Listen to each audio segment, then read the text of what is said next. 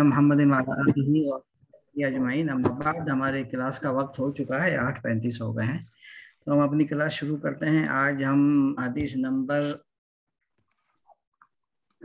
11, 12 और 13 पढ़ेंगे इंशाल्लाह। तो हस्ब मामूल और ये ज़रा स्क्रीन शेयर कर दें, फिर इफ्तिखार साहब आप ही कर लें। ये जो हदीसें आज की हैं, पहले आज हम जो तरीका है हमारा, पहले हदीस का मतन पढ़ेंगे, उसके बाद हदीस का तर्जमा पढ़ेंगे और फिर साथ ही अपना मुताला रखेंगे, और फिर आखिर में जो चीज़ें रह गई हैं या कोई इजाफा करना हुआ तो मैं आपके सामने रख दूंगा। इफ्तिखार साहब ज़रा ये हदीसें शेयर कर दें, साथ में स्क्रीन शेयर कर दें या हदीसें खुद शेयर कर दें। अच्छा, एक मिनट मैं जरा देख लूं कि मेरे पास कंप्यूटर में सेव है भी या नहीं। तो आपके पास क्या वो एक्सेस नहीं हो रही है? नहीं आ रहा है, वो नहीं आ रहा मेरे पास यहाँ। अच्छा, एक मिनट मैं देखता हूँ कि वो अगर एक्सेस कर सकूं तो ज्यादा बेहतर हो जाएगा।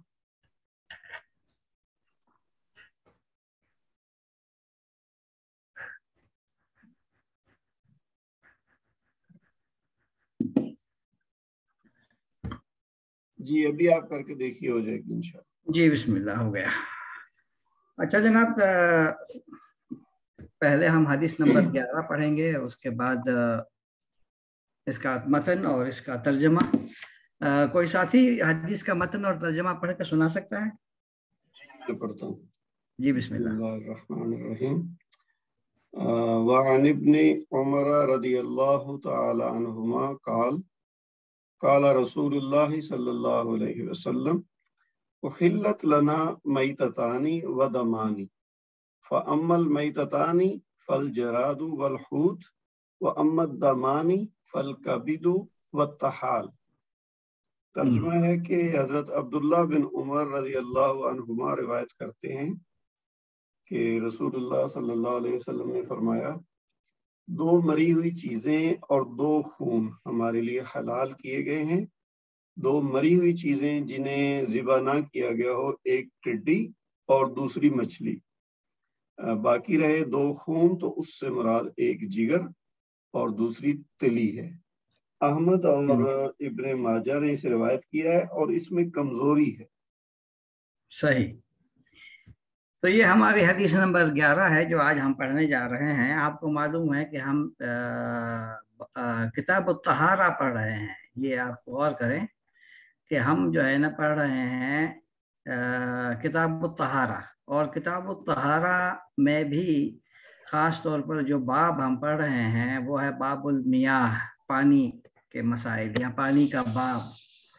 और आपको याद होगा फुक़हा का तरीका है, मुहद्दिसीन का भी यही तरीका है, लेकिन तरतीब मुख्तलिफ होती है फुक़हा में और मुहद्दिसीन में। किताबों की तरतीब मुख्तलिफ होती है फुक़हा में और मुहद्दिसीन में। फ़िक़्ह की किताबें आम तौर पर किताब तहारा से शुरू होती हैं, जैसे ये जहाँ पर लिखा है किताब तहारा। किताब तहारा से मुराद क्या है? किताब तहारा से मुराद ये है कि यहाँ पर इस किताब में तहारत के सारे मसाइल बयान हुए हैं, और इस ज़िम्न में फिर जो है ना एक और चीज़ यहाँ पर लिख दी गई है, वो है बाबुल मियाह, यानी पानी का बाब, जिससे बाब मतलब दरवाज़ा, जहाँ से आदमी दाखिल होता है और जहाँ से निकलता है। तो यहाँ पर हम दाखिल हो रहे हैं पानी के मसाइल में, और हमने पढ़ा तहूरु माहू, समंदर के बारे में, और उसके बाद फिर हमने पानी के मसाइल पढ़े। पानी के 3 अक़साम हैं, इसमें उसको कोई भी चीज़ जो है ना नजिस करार नहीं दे सकती। और उसके बाद हमें मालूम हुआ कि इसके तीन पैमाने हैं पानी के, इसकी बू, इसका रंग और इसका जायका। ये हमें बताते हैं कि पानी तहूर है या ताहिर है। और इसके बाद हमें मकदार मालूम हुई कि पानी की कितनी मकदार होगी तो इसमें नजासत मुतासर नहीं कर सकती। तो हमें मालूम हुआ कुल्लतैन, और कुल्ला हमें मालूम हुआ एक बड़े मटके को कहते हैं जिसे दरमियाना आदमी मशक्कत से उठा ले, उसको कुल्ला कहते हैं। और उसके बाद फिर हमें मालूम हुआ कि गुस्ल के क्या मसाइल हैं, किस तरह से गुस्ल का पानी किस तरह से हम कर सकते हैं। और फिर हमें मालूम हुआ कि عورت مرد کے بچے ہوئے پانی سے اور مرد عورت کے بچے ہوئے پانی سے صرف کراہت کی وجہ سے استعمال نہیں کر سکتا. اور پھر یہ بھی معلوم ہوا کہ آپ صلی اللہ علیہ وسلم حضرت میمونہ کے بچے ہوئے پانی سے غسل کیا کرتے تھے. یہ ساری چیزیں ہم پڑھ چکے ہیں. اور پھر ہمیں معلوم ہوا کہ کتا اگر منہ ڈالے تو کیا ہوگا, بلی اگر منہ ڈالے تو کیا ہوگا.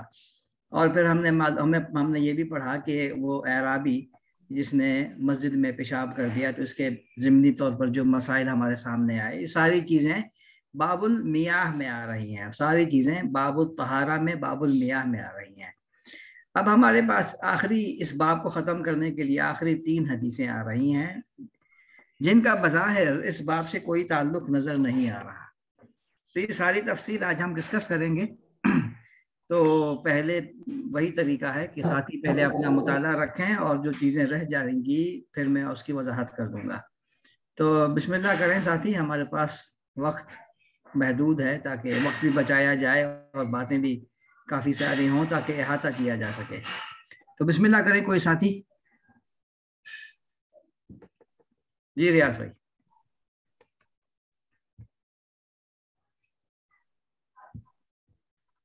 السلام علیکم. وعلیکم السلام. یہ حدیث نمبر 11 میں جو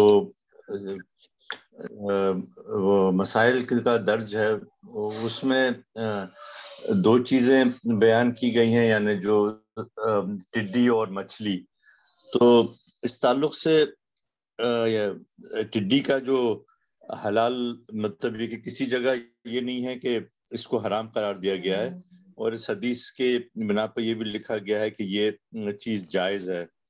تو اس تعلق سے 2-3 جو نمایاں ہمیں ٹڈی کے اگر تعلق سے پہلے بات کی جائے, یا لوکسٹ جو انگریزی میں کہتے ہیں, تو اس میں سب سے زیادہ جو نمایاں بات یہ ہے کہ ٹڈی کا قرآن شریف میں بھی ذکر 2-3 جگہ آیا ہے اور مختلف پہلوؤں سے آیا ہے.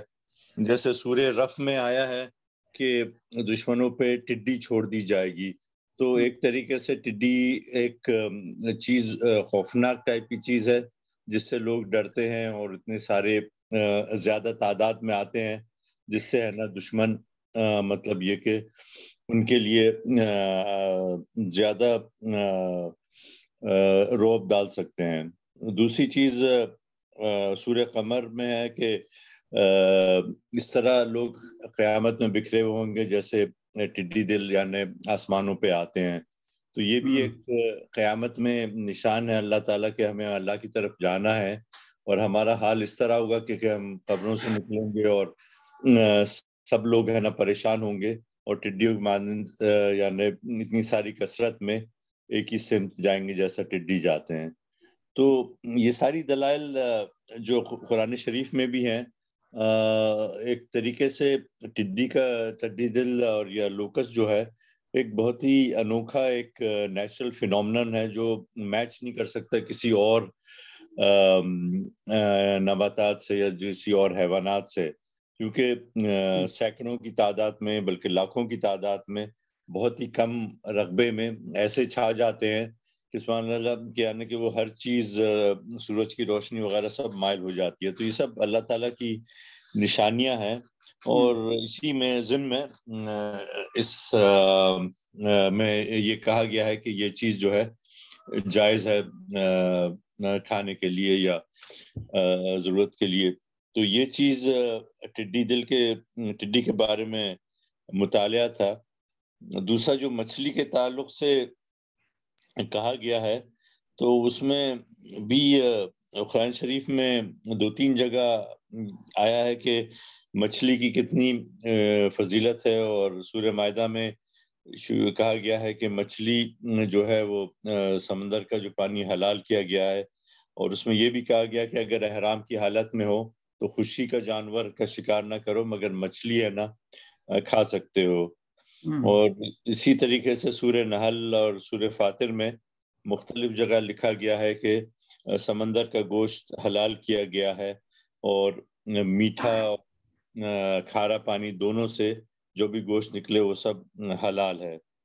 حدیث میں یہ بھی آیا ہے کہ 8 ہجری کو لشکر ایک سمندر کی طرف بھیجا گیا تھا اور صحابہ کے پاس کھجوریں تھے اور وہ ایک ایک دو مطلب یہ کہ ایک دن میں بس ایک کھجور کھا رہے تھے. تو پھر اس کے بعد سمندر کے پاس پہنچے تو انہوں نے مچھلی کھائی اور پھر وہ سمندر کے باہر انہیں ملی اور وہ 2 ہفتے تک کھاتے رہے.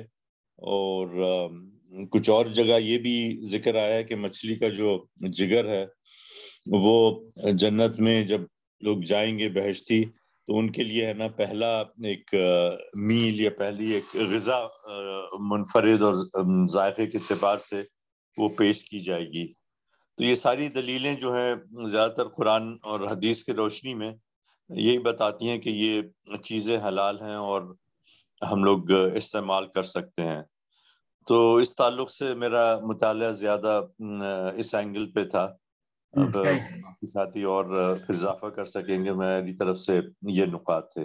جی ماشاءاللہ زبردست، آپ نے بہت احاطہ کیا ہے. اور کوئی ساتھی اضافہ کرنا چاہے؟ جی میں تھوڑا ایڈ کرنا چاہتا ہوں اس میں. جی جی سر.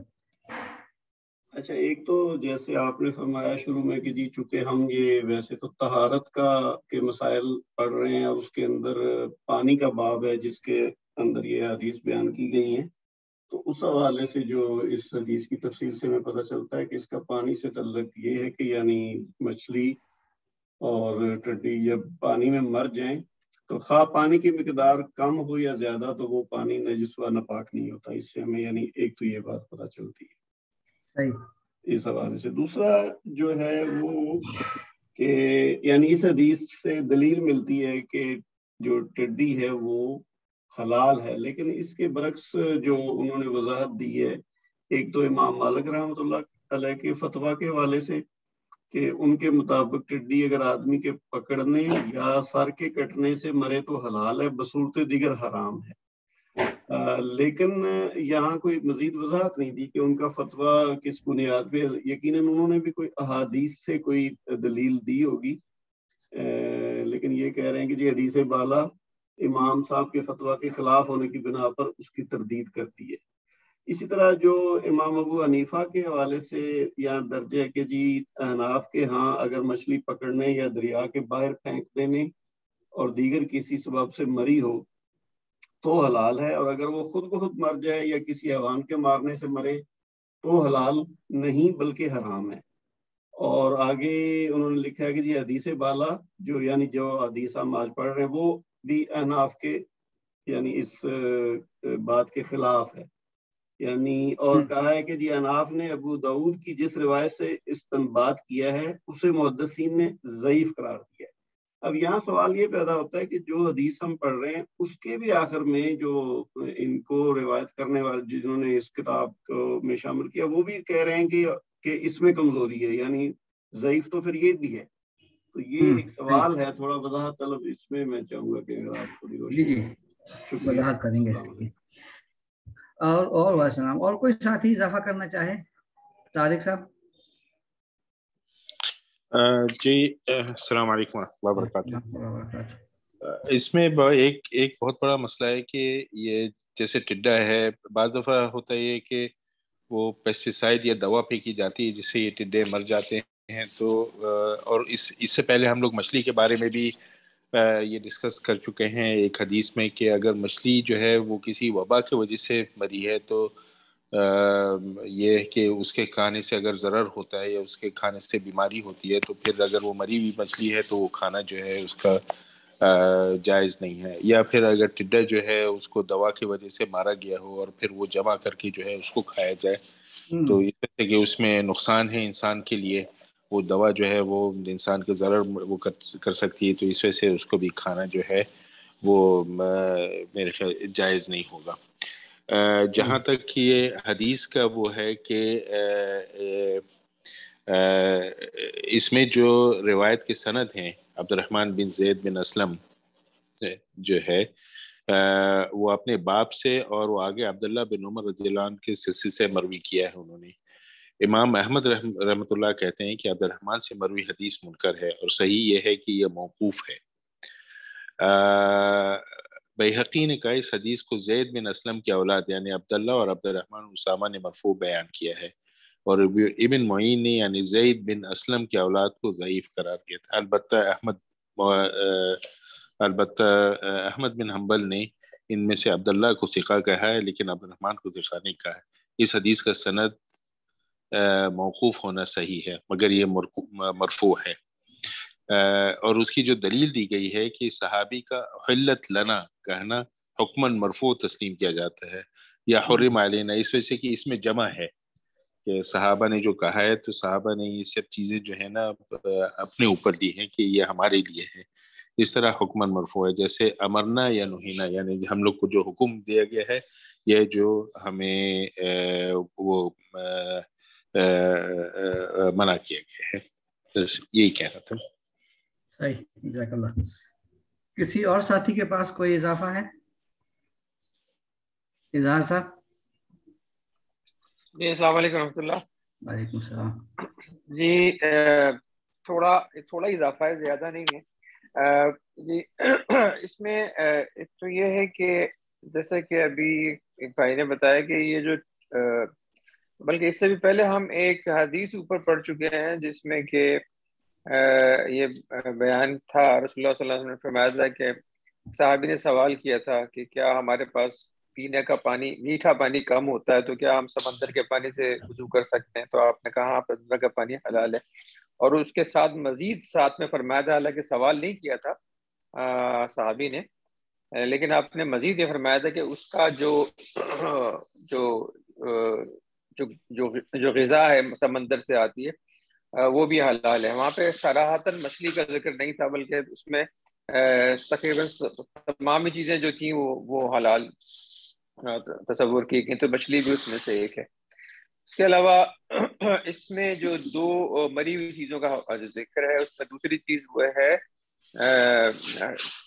ٹڈی۔ تو ٹڈی جو ہے بیسیکلی جیسے کہ اس کے متعلق کہا گیا ہے کہ یہ اللہ کی فوجوں میں سے ایک فوج ہے، یعنی اس کے متعلق یہ ہے کہ جب بنی اسرائیل پر جب عذاب جو آئے ہیں، جو کافی سارے 8 یا 9 عذاب کا گنائے جاتے ہیں لکھے ہیں، اس میں ایک عذاب ٹڈی کا بھی ہے کہ ٹڈی آتی تھی اور ساری کے ساری جو فصلیں تھیں اور جو بھی غذائی اجناس تھے وہ سارے کے سارے جو ہے نا وہ آ کے چٹ کر گئی۔ تو وہ ایک تو یعنی ٹڈی جو ہے وہ ایک عذاب تھا اللہ کی طرف سے۔ تو یہ کہا گیا کہ اللہ کی فوج ہے ٹڈی نا ایک طرح سے، اور اس کی ایک حدیث جو ہے وہ ملتی ہے ٹڈی کے حوالے سے ایک اور جگہ پہ، جو کہ ابن ماجہ کی ایک حدیث میں ملتا ہے، جو کہ حضرت جابر اور انس بن مالک رضی اللہ عنہما سے مروی ہے۔ اس میں یہ ہے کہ رسول اللہ صلی اللہ علیہ وسلم ٹڈی دل کے خلاف جو ہے نا، جو ٹڈی ہے اس کے خلاف دعا کرتے تھے، تو کہتے تھے اے اللہ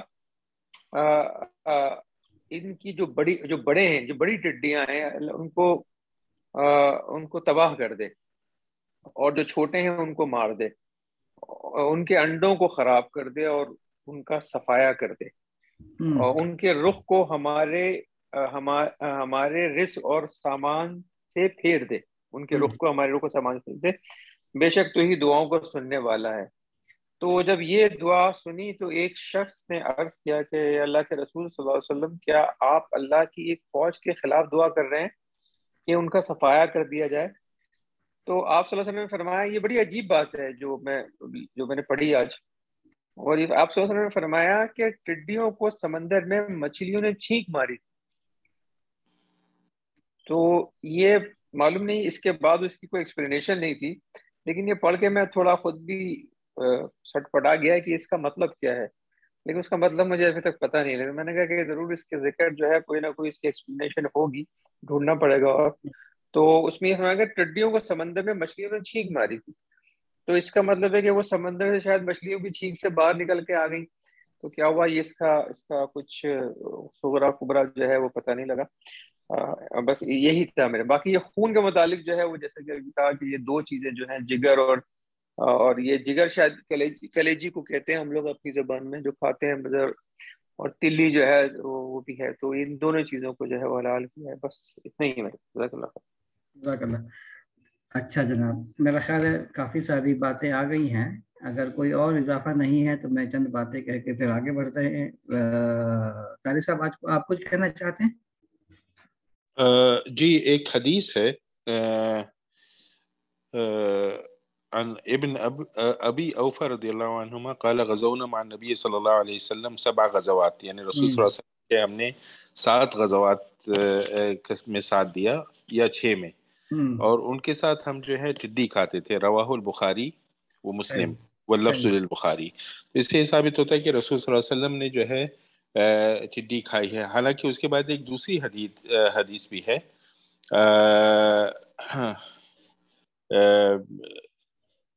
فعن ابن الزبرقان حدثنا سليمان التيمي عن ابي عثمان النهدي عن سلمان قال سئل النبي صلى الله عليه وسلم عن الجراد فقال اکثر جنود اللہ لا اکلہ ولا احرمہ.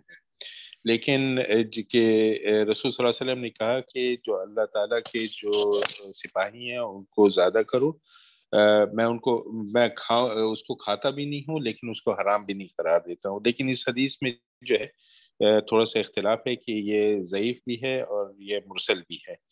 تو یہ 2 حدیثیں ہیں. دوسری چیز جو ہے وہ اس سے ریلیٹڈ ہے کہ 2 خون جو ہے اس میں بہت سارے جو علماء ہیں وہ کہتے ہیں کہ ان دونوں چیزوں کو کچا کھانا جائز نہیں ہے، ان کو پکانا بہت ضروری ہے. اس وجہ سے کچا جو ہے وہ ایک خون کا ایک وہ ہوتا ہے کہ کہتے ہیں ایک فارم ہوتی ہے، لیکن ان کو جو ہے پکا کر کھانا جائز ہے، کچا کھانا جائز نہیں ہے. صحیح، یہ کہہ رہے ہیں. چلیے جزاک اللہ خیر.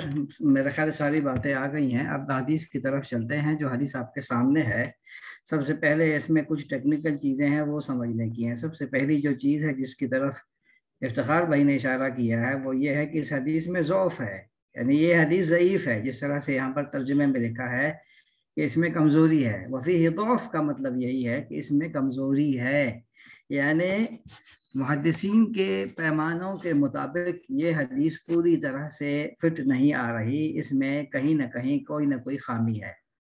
وہ خامی کیا ہے؟ وہ خامی ہے اس کے ایک راوی ہیں عبد الرحمن بن زید عن ابیہ، یعنی عبد الرحمن بن زید اپنے باپ سے روایت کرتے ہیں، اپنے والد سے روایت کرتے ہیں.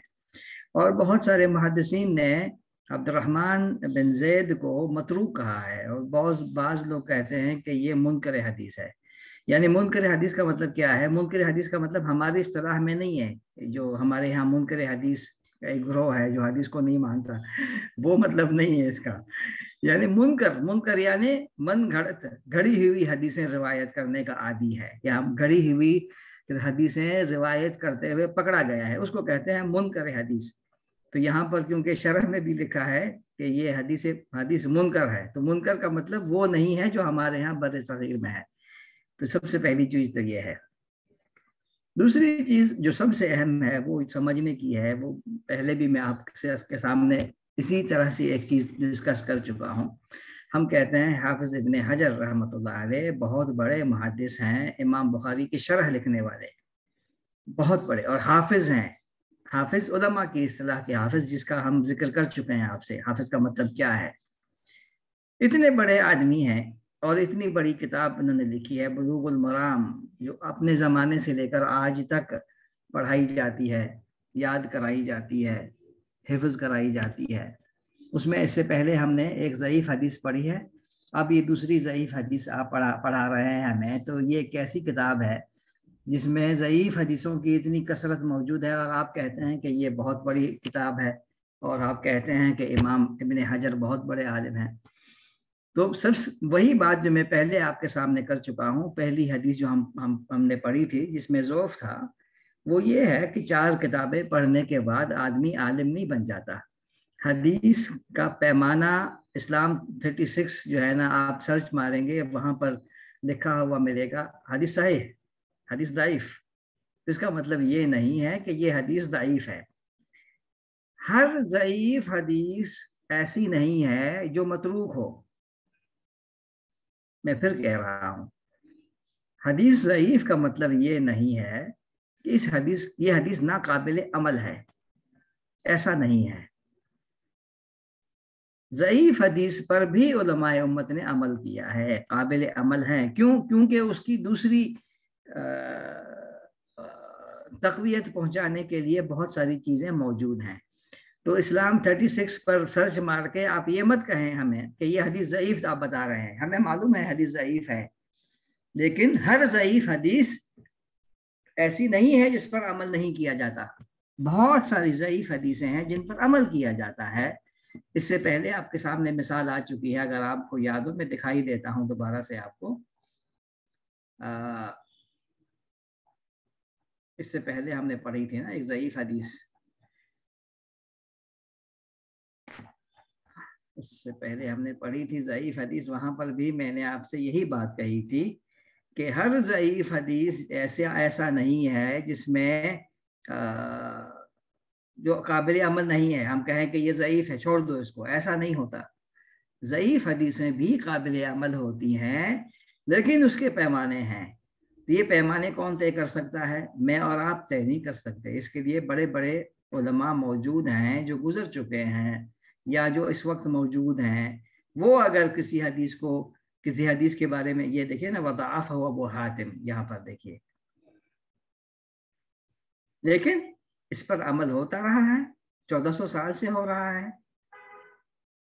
تو کوئی سرچ انجن میں تلاش کر کے آپ یہ مت کہیں ہم سے کہ یہ ضعیف حدیث ہے اس کو چھوڑ دو. چھوڑنے والی نہیں ہوتی. ضعیف حدیثیں قابل عمل ہوتی ہیں اگر ان کے لیے کوئی تقویت بن رہی ہے چیزیں.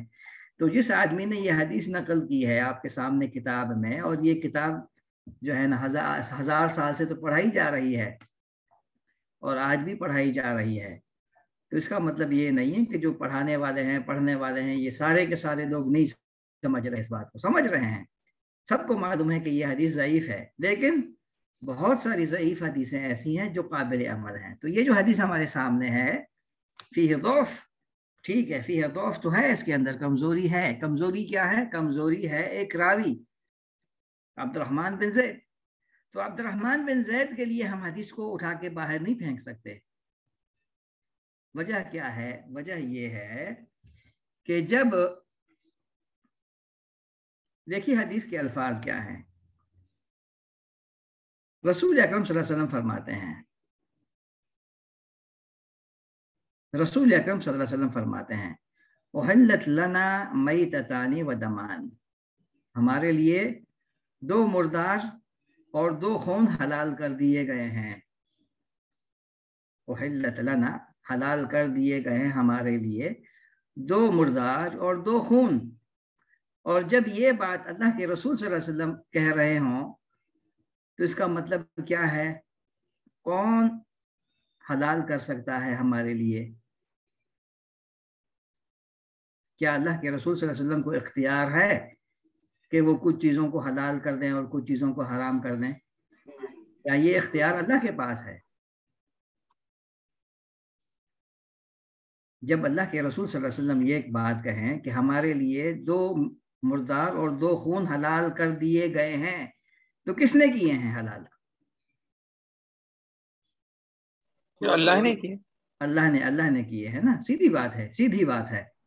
اللہ کے رسول صلی اللہ علیہ وسلم اپنی طرف سے کسی چیز کو حلال اور حرام نہیں قرار دے سکتے نا، جب تک کہ اللہ تعالیٰ وحی کے ذریعے سے اللہ کے رسول صلی اللہ علیہ وسلم کو یہ بات نہ کہے کہ یہ چیزیں حلال ہیں اور یہ چیزیں حرام ہیں. جب اللہ کے رسول صلی اللہ علیہ وسلم یہ بات کہیں کہ ہمارے لیے 2 مردار اور 2 خون حلال کر دیے گئے ہیں، تو اس کا مطلب کیا ہوا؟ اس کا مطلب یہ ہوا کہ اللہ تعالیٰ نے 2 مردار اور 2 خون حلال کر دیے ہیں. اب یہ بات ہمیں کون بتا رہا ہے؟ اللہ کے رسول نے یہ بات فرمائی ہے. یہ بات ہمیں کون بتا رہا ہے؟ ہم حضرت عمر بن عبداللہ بن عمر. ہاں، عبداللہ بن عمر. تو عبداللہ بن عمر کون ہے؟ حضرت عمر کے بیٹے ہیں. صحابی ہیں نا، صحابی ہیں نا. جی جی صحابی. تو جب صحابی ہم سے یہ بات کہہ رہا ہے کہ احلت لنا میتتان و دمان، صحابی ہم سے کہہ رہا ہے احلت لنا میتتان و دمان، تو اس کا مطلب یہ ہے کہ اس کو کس نے بتائی یہ بات؟ رسول اللہ صلی اللہ علیہ وسلم. اللہ کے رسول صلی اللہ علیہ وسلم نے بتائی، ورنہ صحابی تو یہ بات نہیں کہہ سکتا نا. تو یہاں تک سلسلہ بالکل درست آ رہا ہے ہمارے سامنے، یہاں تک جو سلسلہ ہے، کیونکہ کسی چیز کو حرام کر دینا، کسی چیز کو حلال کر دینا، یہ اللہ کا اختیار ہے، اور جب اللہ کے رسول یہ بات کہیں تو اس کا مطلب یہ ہے کہ اللہ نے یہ حلال کیا ہے، اور اگر صحابی ہم سے کہے تو اس کا مطلب یہ ہے کہ صحابی نے اللہ کے رسول صلی اللہ علیہ وسلم سے یہ بات سنی ہے۔ تو صحابہ کلہم عدول، تمام صحابہ عدول ہیں، عدول کا مطلب یہ ہے کیا، سچے ہیں، وہ جھوٹ نہیں بول سکتے۔ تو یہاں تک حدیث میں یہاں تک کا سلسلہ بالکل درست ہے۔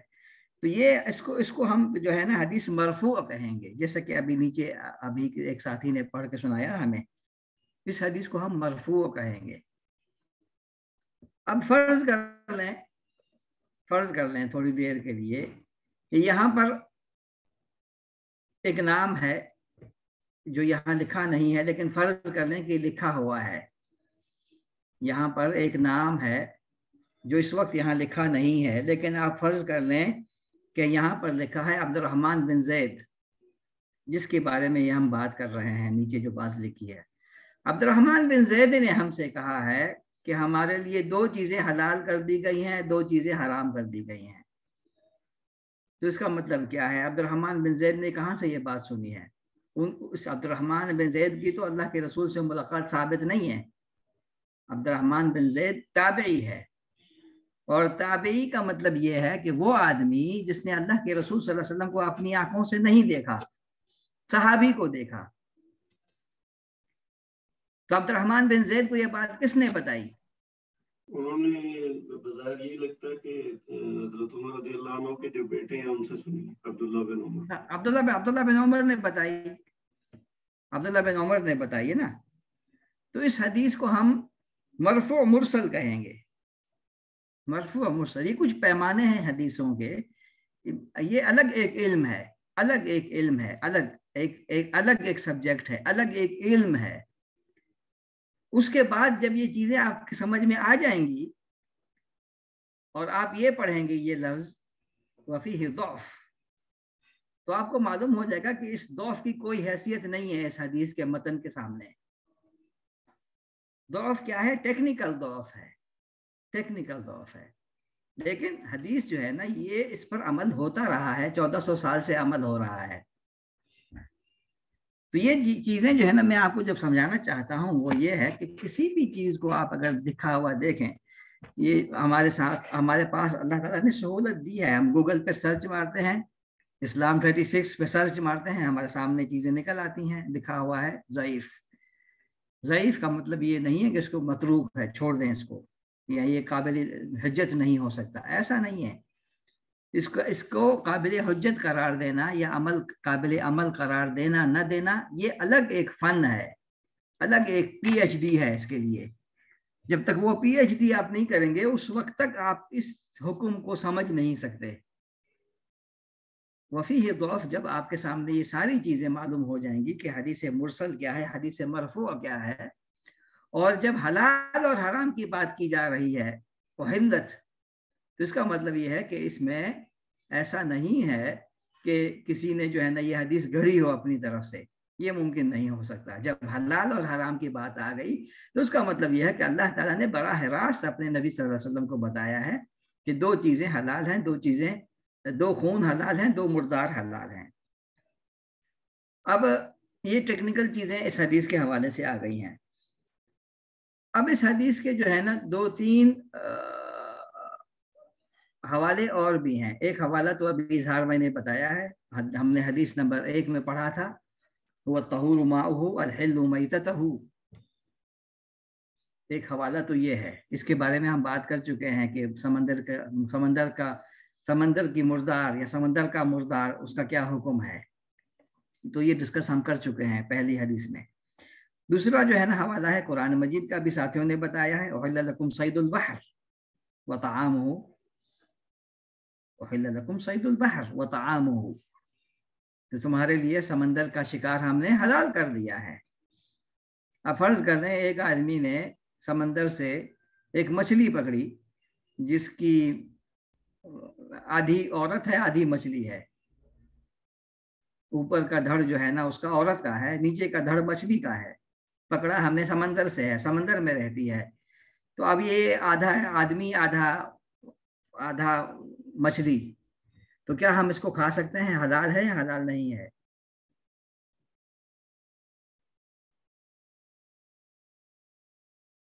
ہاں صاحب ایسی کون سی چیز ہو سمندر میں؟ میں صرف مثال دے رہا ہوں میں صرف مثال دے رہا ہوں. پوری عورت نہیں کرا دیتے چلے وہ بھی ٹھیک. نہیں حلال نہیں ہے کیونکہ پوری مچھلی نہیں ہے، اس لیے حلال نہیں ہے. حلال تو ہے، اس میں کوئی شک نہیں ہے کہ حلال ہے. لیکن آپ اس بولے میں کہ آدھا آدھا اور آ گیا. آپ سمندر کے تمام جانور حلال ہیں. ایک مچھلی ہم نے پکڑی جس کی شکل خنزیر جیسی ہے، حلال ہے حلال نہیں ہے؟ یہ معاف کیجیے گا ستار صاحب، یہ آپ حلال اور حرام اس کا کیا شادی کرنا یا کھانے کا کہہ رہے ہیں؟ کیا کہہ رہے ہیں؟ کھانا میرے بھائی، کھانے کی بات کر رہا ہوں میں. یہاں پر کھانے کا ذکر ہو رہا ہے، کھانے کی بات کر رہے ہیں. ان کو ہری حدیث تو اصل جو چیز ہے نا، رہنے دے بحث رہنے دے، چھوڑ دیں. یہ استاد صاحب ایک جگہ ڈسکشن ہوا تھا کہ کچھ علماء کے سامنے کہ اگر وہ پانی سے نکل کر زندہ رہتا ہے، اوکے، ہاں پانی کا جانور ہے، یہ بالکل صحیح بحث ہے. اگر وہ پانی کا جانور ہے تو وہ ہر حال میں حلال ہے. یہ الگ بحث ہے کہ آپ کو مردہ حالت میں ملا ہے تو اب آپ کو نہیں معلوم کہ اس کے مرنے کی وجہ کیا ہے. ہو سکتا ہے کہ کوئی زہریلی چیز کھا کے مرا ہو سکتا ہے سمندر میں ایک جہاز گزر رہا تھا جس سے تیل رس رہا تھا، تیل کی وجہ سے مر گیا. اب آپ کھائیں گے؟ نہیں کھائیں گے، تو کیونکہ آپ کو نہیں معلوم کہ اس کے مرنے کی وجہ کیا ہے. ورنہ سمندر میں آپ ساحل پہ کھڑے ہیں، ایک اونچی موج آئی، اونچی موج نے مچھلی کو باہر پھینک دیا، مچھلی تڑپ کے مر گئی. اب یہ حلال ہے یا حرام ہے؟ تو حلال ہے. حلال ہے. تو یہ مردار، اسی کو کہتے ہیں مردار، یعنی ہم اس کو ذبح نہیں کرتے. یہ بحث ہم کر چکے ہیں اس سے پہلے. تو ایک مردار تو یہ ہے کہ ہم مچھلی کا اس کا ذکر ہم کر چکے ہیں. جو سمندر میں رہنے والا جانور ہے یا رہنے والی مخلوق ہے وہ بہر صورت حلال ہے. اس کی کوئی بھی شکل ہو، کوئی بھی صورت ہو، آدھی عورت ہو، آدھی مچھلی ہو، حلال ہے، کھا سکتے ہیں آپ. اب دوسری صورت ہے جراد کہتے ہیں ٹڈی دل کو. ٹڈی دل آپ کو معلوم ہے، آپ بر صغیر میں رہنے والے لوگ جو ہیں نا، کیونکہ زیادہ تر امام ابو حنیفہ کو فالو کرتے ہیں. امام ابو حنیفہ کے نزدیک اس کی شرائط بہت سخت ہیں، لیکن اگر آپ پاکستان سے باہر نکلیں، پورا عرب جو ہے نا یہ منڈ کے کھاتا ہے اس کو، ٹڈی دل کو. تو ٹڈی دل جو ہے نا اصلاً حلال ہے، اس کو کھایا جا سکتا ہے. اور اس کے یہاں پر سعودی عرب میں مختلف قسم کے پکوان بنتے ہیں. تو اگر آپ کو کبھی موقع ہو تو آپ جائیں ذرا صحرا کی طرف ٹڈیوں کے موسم میں، تو آپ کو بہت ساری عجیب چیزیں ملیں گی. بہت مہنگی غذا ہے یہ. اچھا جناب، جیسے کہ ابھی طارق بھائی نے حدیث بتائی ہمیں، حدیث کے راوی کہتے ہیں کہ 6 یا 7 غزوات رسول اکرم صلی اللہ علیہ وسلم کے ساتھ ہم نے کیے جس میں ہم ٹڈی کھاتے رہے. تو یہ ٹڈی کھانا اللہ کے رسول صلی اللہ علیہ وسلم سے بھی ثابت ہے. تو ٹڈی اور مچھلی یہ 2 چیزیں واضح ہو گئیں، ان کا کھانا جو ہے نا حلال ہے. اس کا مردار حلال ہے، یہ مردہ نہیں ہوتا، یہ کھایا جا سکتا ہے. الا یہ کہ آپ کو معلوم ہو جائے یا شک ہو جائے کہ ٹڈی جو ہے نا اسپرے کرنے سے مری ہے. تو اسپرے کرنے سے مری ہے تو اس کا مطلب ہے زہریلی ہے، آپ چھوڑ دیں اس کو، آپ کی صحت کے لیے ٹھیک نہیں ہے. یا آپ کو شک ہو کہ یہ مچھلی جو مری ہے یہ ہو سکتا ہے کہ 10 دن پہلے مری ہو، تو اب کھانا اس کا جو ہے نا مضر صحت ہو سکتا ہے. تو مضر صحت ہونے کی وجہ سے آپ اس کو نہ کھائیں تو الگ بحث ہے. لیکن سمندر کا مردار حلال ہے، اور ٹڈی جو ہے نا اس کو ذبح نہیں کیا جاتا، یہ بھی حلال ہے. عام یہی رائے ہے اکثریت کی. اب 2 خون کی طرف آتے ہیں. بکری ہم کھاتے ہیں، بکرا کھاتے ہیں، دمبا ہم کھاتے ہیں، گائے ہم کھاتے ہیں، اونٹ ہم کھاتے ہیں. لیکن کیا اس کا خون پیا جا سکتا ہے؟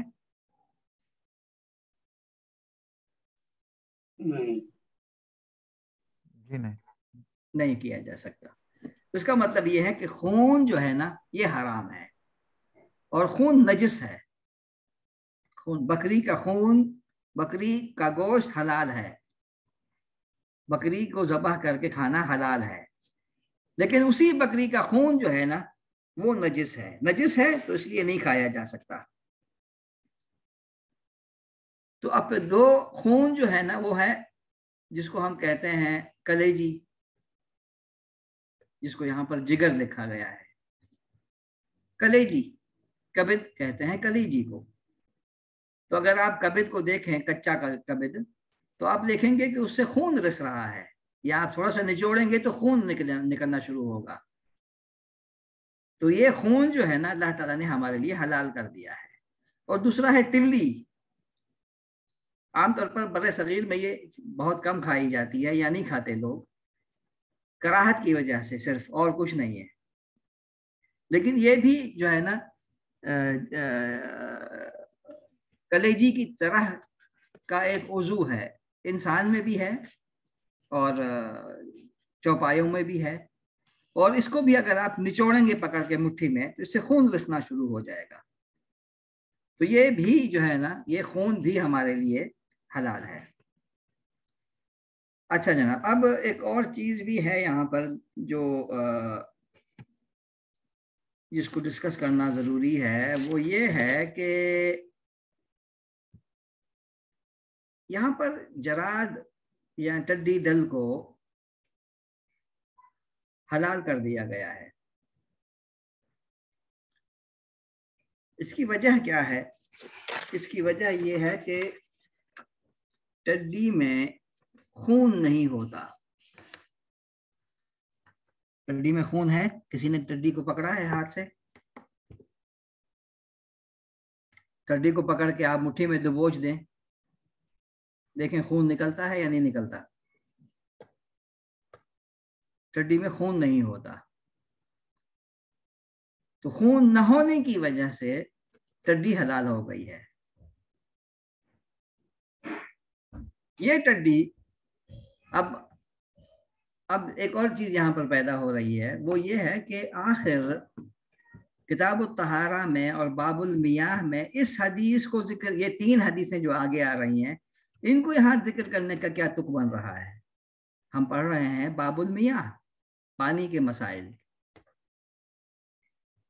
तो पानी के मसाइल में जब हम पढ़ेंगे तो ये चीजें हमारे सामने क्यों आ रही हैं? ये खाने पीने के मसाइल क्यों आ गए दरमियान में? इसलिए आ गए हैं यहाँ पर दरमियान में। सबसे पहली बात तो ये है कि ये सबब, पहला सबब तो ये इन्होंने यहाँ पर लिख दिया है, ये अगर पानी में गिर जाए तो वो पानी नापाक नहीं होता, क्योंकि ये चीज खुद नापाक नहीं है। तो अगर पानी में गिर जाएगी तो ये पानी नापाक नहीं होगा। इसी तरह से जिस चीज में खून नहीं है, खून नहीं है, ख्वाह उसका खाना हराम है, ख्वाह उसका खाना हराम है, लेकिन वो चीज बजाते खुद ताहिर है, पाक है, उसका पानी में गिरना पानी को नापाक नहीं कर सकता। मिसाल दीजिए। मक्खी, मक्खी, अभी हदीस हम पढ़ेंगे। मच्छर, शहद की मक्खी, या इस तरह की और मखलूक़ात जो हशरात वगैरह हैं जिनका खून नहीं होता, माया खून नहीं है, सयाल खून नहीं है उनका, अगर ये चीजें बर्तन में गिर जाएं, पानी में गिर जाएं, तो पानी नापाक नहीं होता। मछली मर गई है पानी में, मुर्दार है, तो मुर्दार से पानी नजिस नहीं होगा। तो इसीलिए यहाँ पर इस हदीस का जिक्र किया गया है। अब आखिरी जो चीज समझने की है वो ये है कि ये चार चीजें हमारे लिए हलाल हैं, ये चार चीजें हमारे लिए हलाल हैं, इसके अलावा जो कुछ भी है हराम है। इसके अलावा जो कुछ भी है ना, इसी ज़िम्न में जो चीजें आती हैं बाकी, वो चीजें हमारे लिए हलाल नहीं है।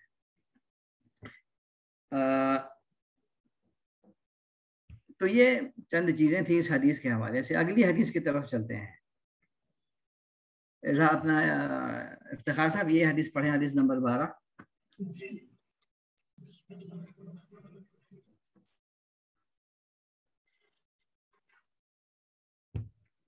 عن أبي هريرة رضي الله تعالى عنه قال قال رسول الله صلى الله عليه وسلم إذا وقع الذباب في شراب أحدكم فليغمس ثم لينزعه فإن في أحد جناحيه داء وفي الآخر شفاء. ترجمہ ہے کہ حضرت ابو ہریرہ رضی اللہ عنہ روایت کرتے ہیں کہ رسول اللہ صلی اللہ علیہ وسلم نے ارشاد فرمایا جب تمہارے کسی مشروب میں مکھی گر جائے تو اسے اس میں ڈبکی دے کر نکالنا چاہیے، اس لیے کہ اس کے ایک پر میں مرض کے جراثیم ہوتے ہیں اور دوسرے میں شفا و علاج کے.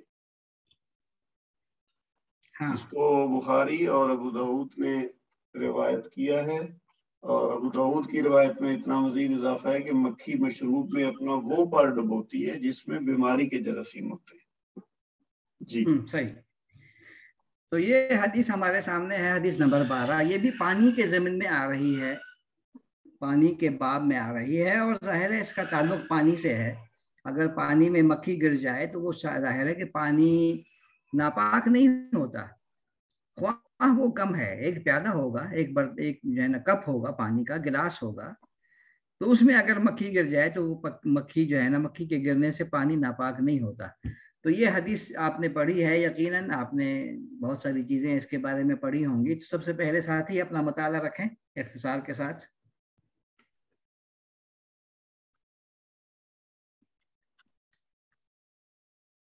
جی اس حدیث کے حوالے سے کسی ساتھی کا مطالعہ ہے تو بتائیے.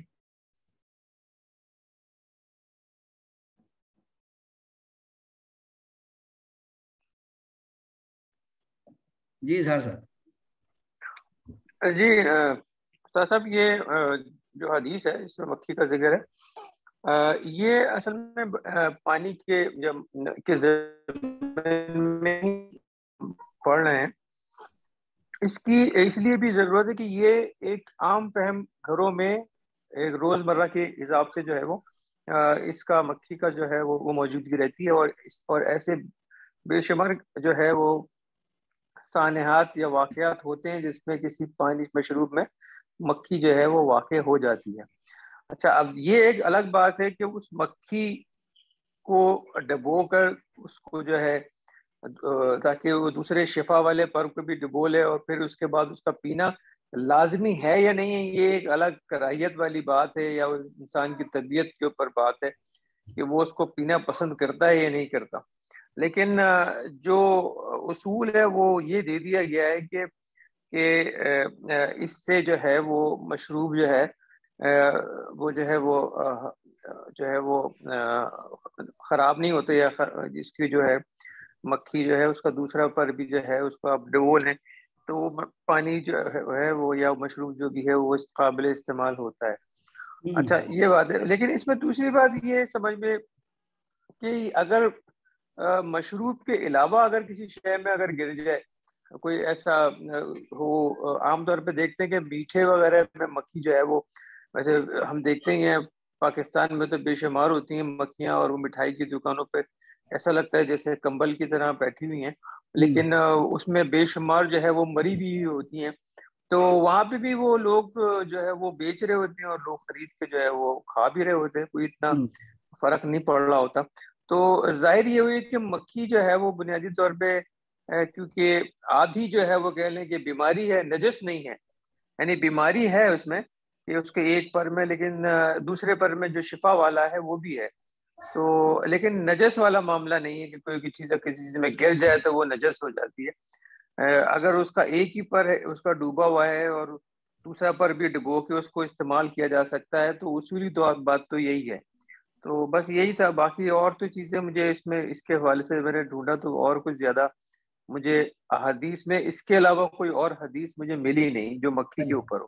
صحیح، ٹھیک، جزاک اللہ. اور کوئی بات کسی اور ساتھی کے پاس کوئی اضافہ ہے؟ جی ریاض بھائی.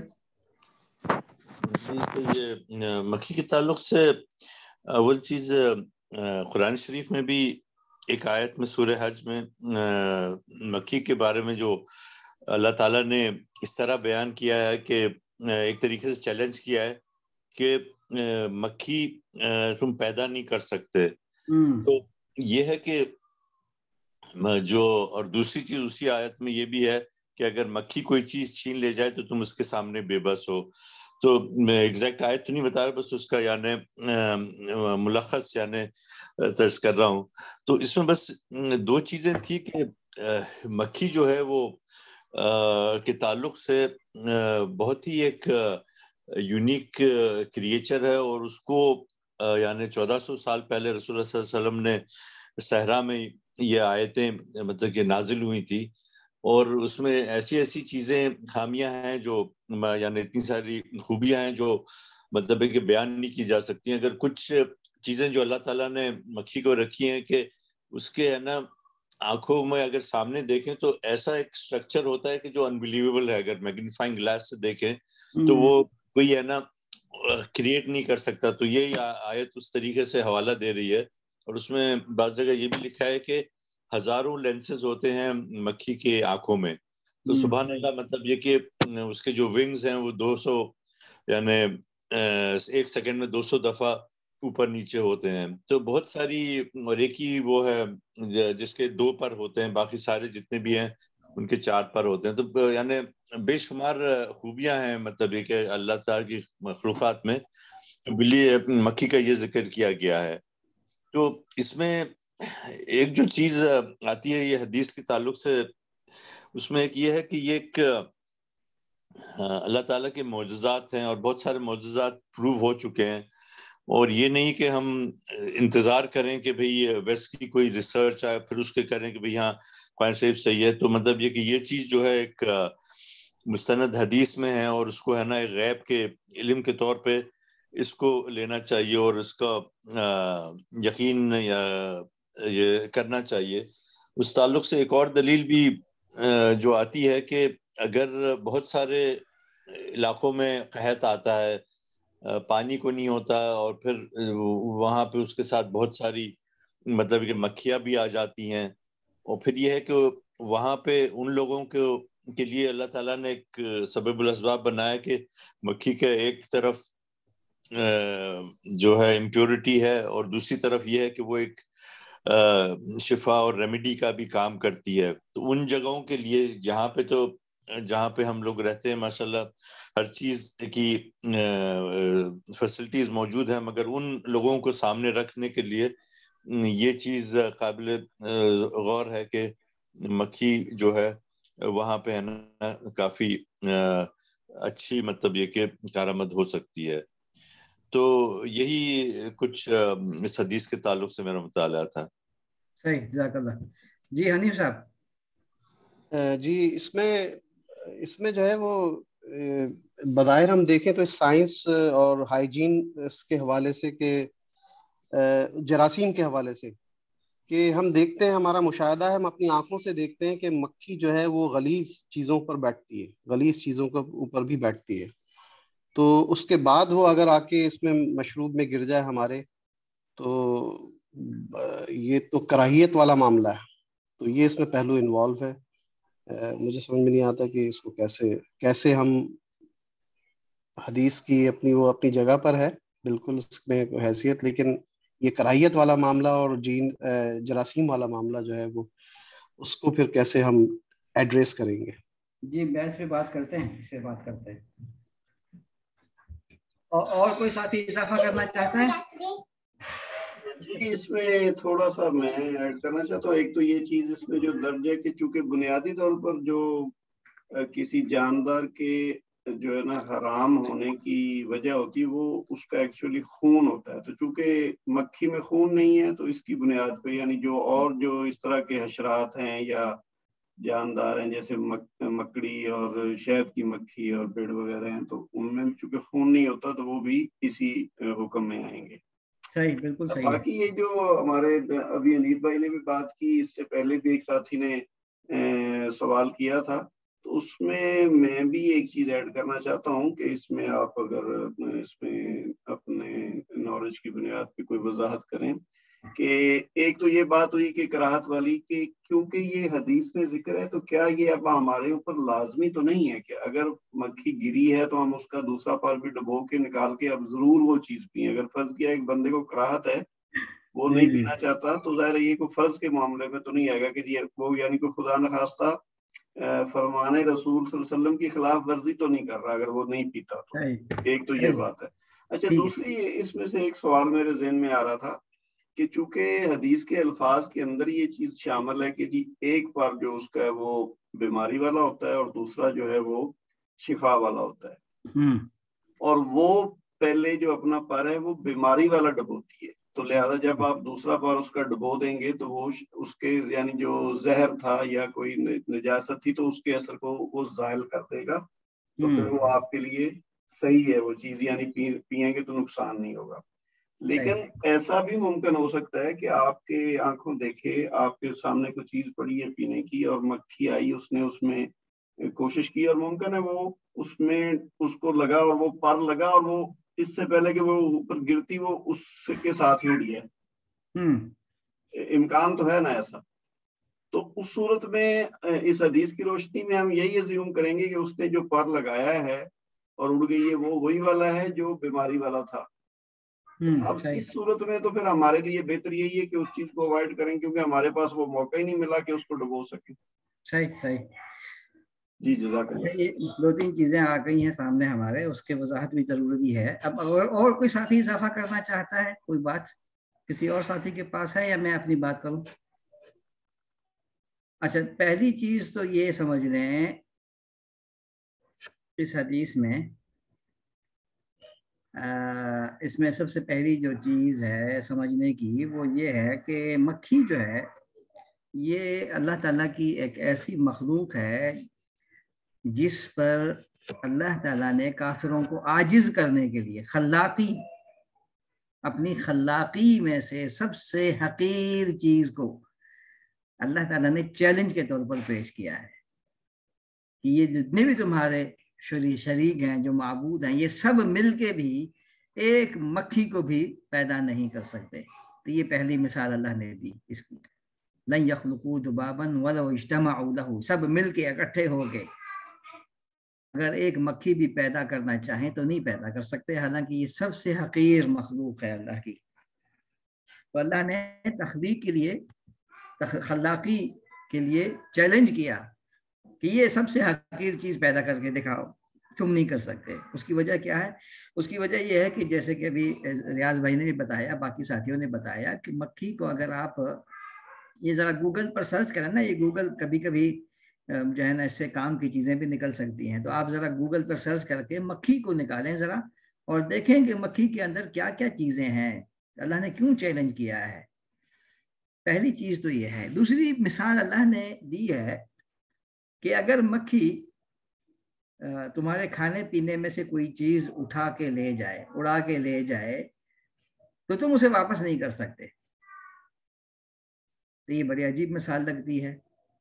یہ چیلنج ہے اللہ کی طرف سے, چیلنج ہے کہ اگر تمہارے کھانے میں سے کتنا اٹھائے گی وہ, ایک ذرا سی چیز اٹھائے گی نا.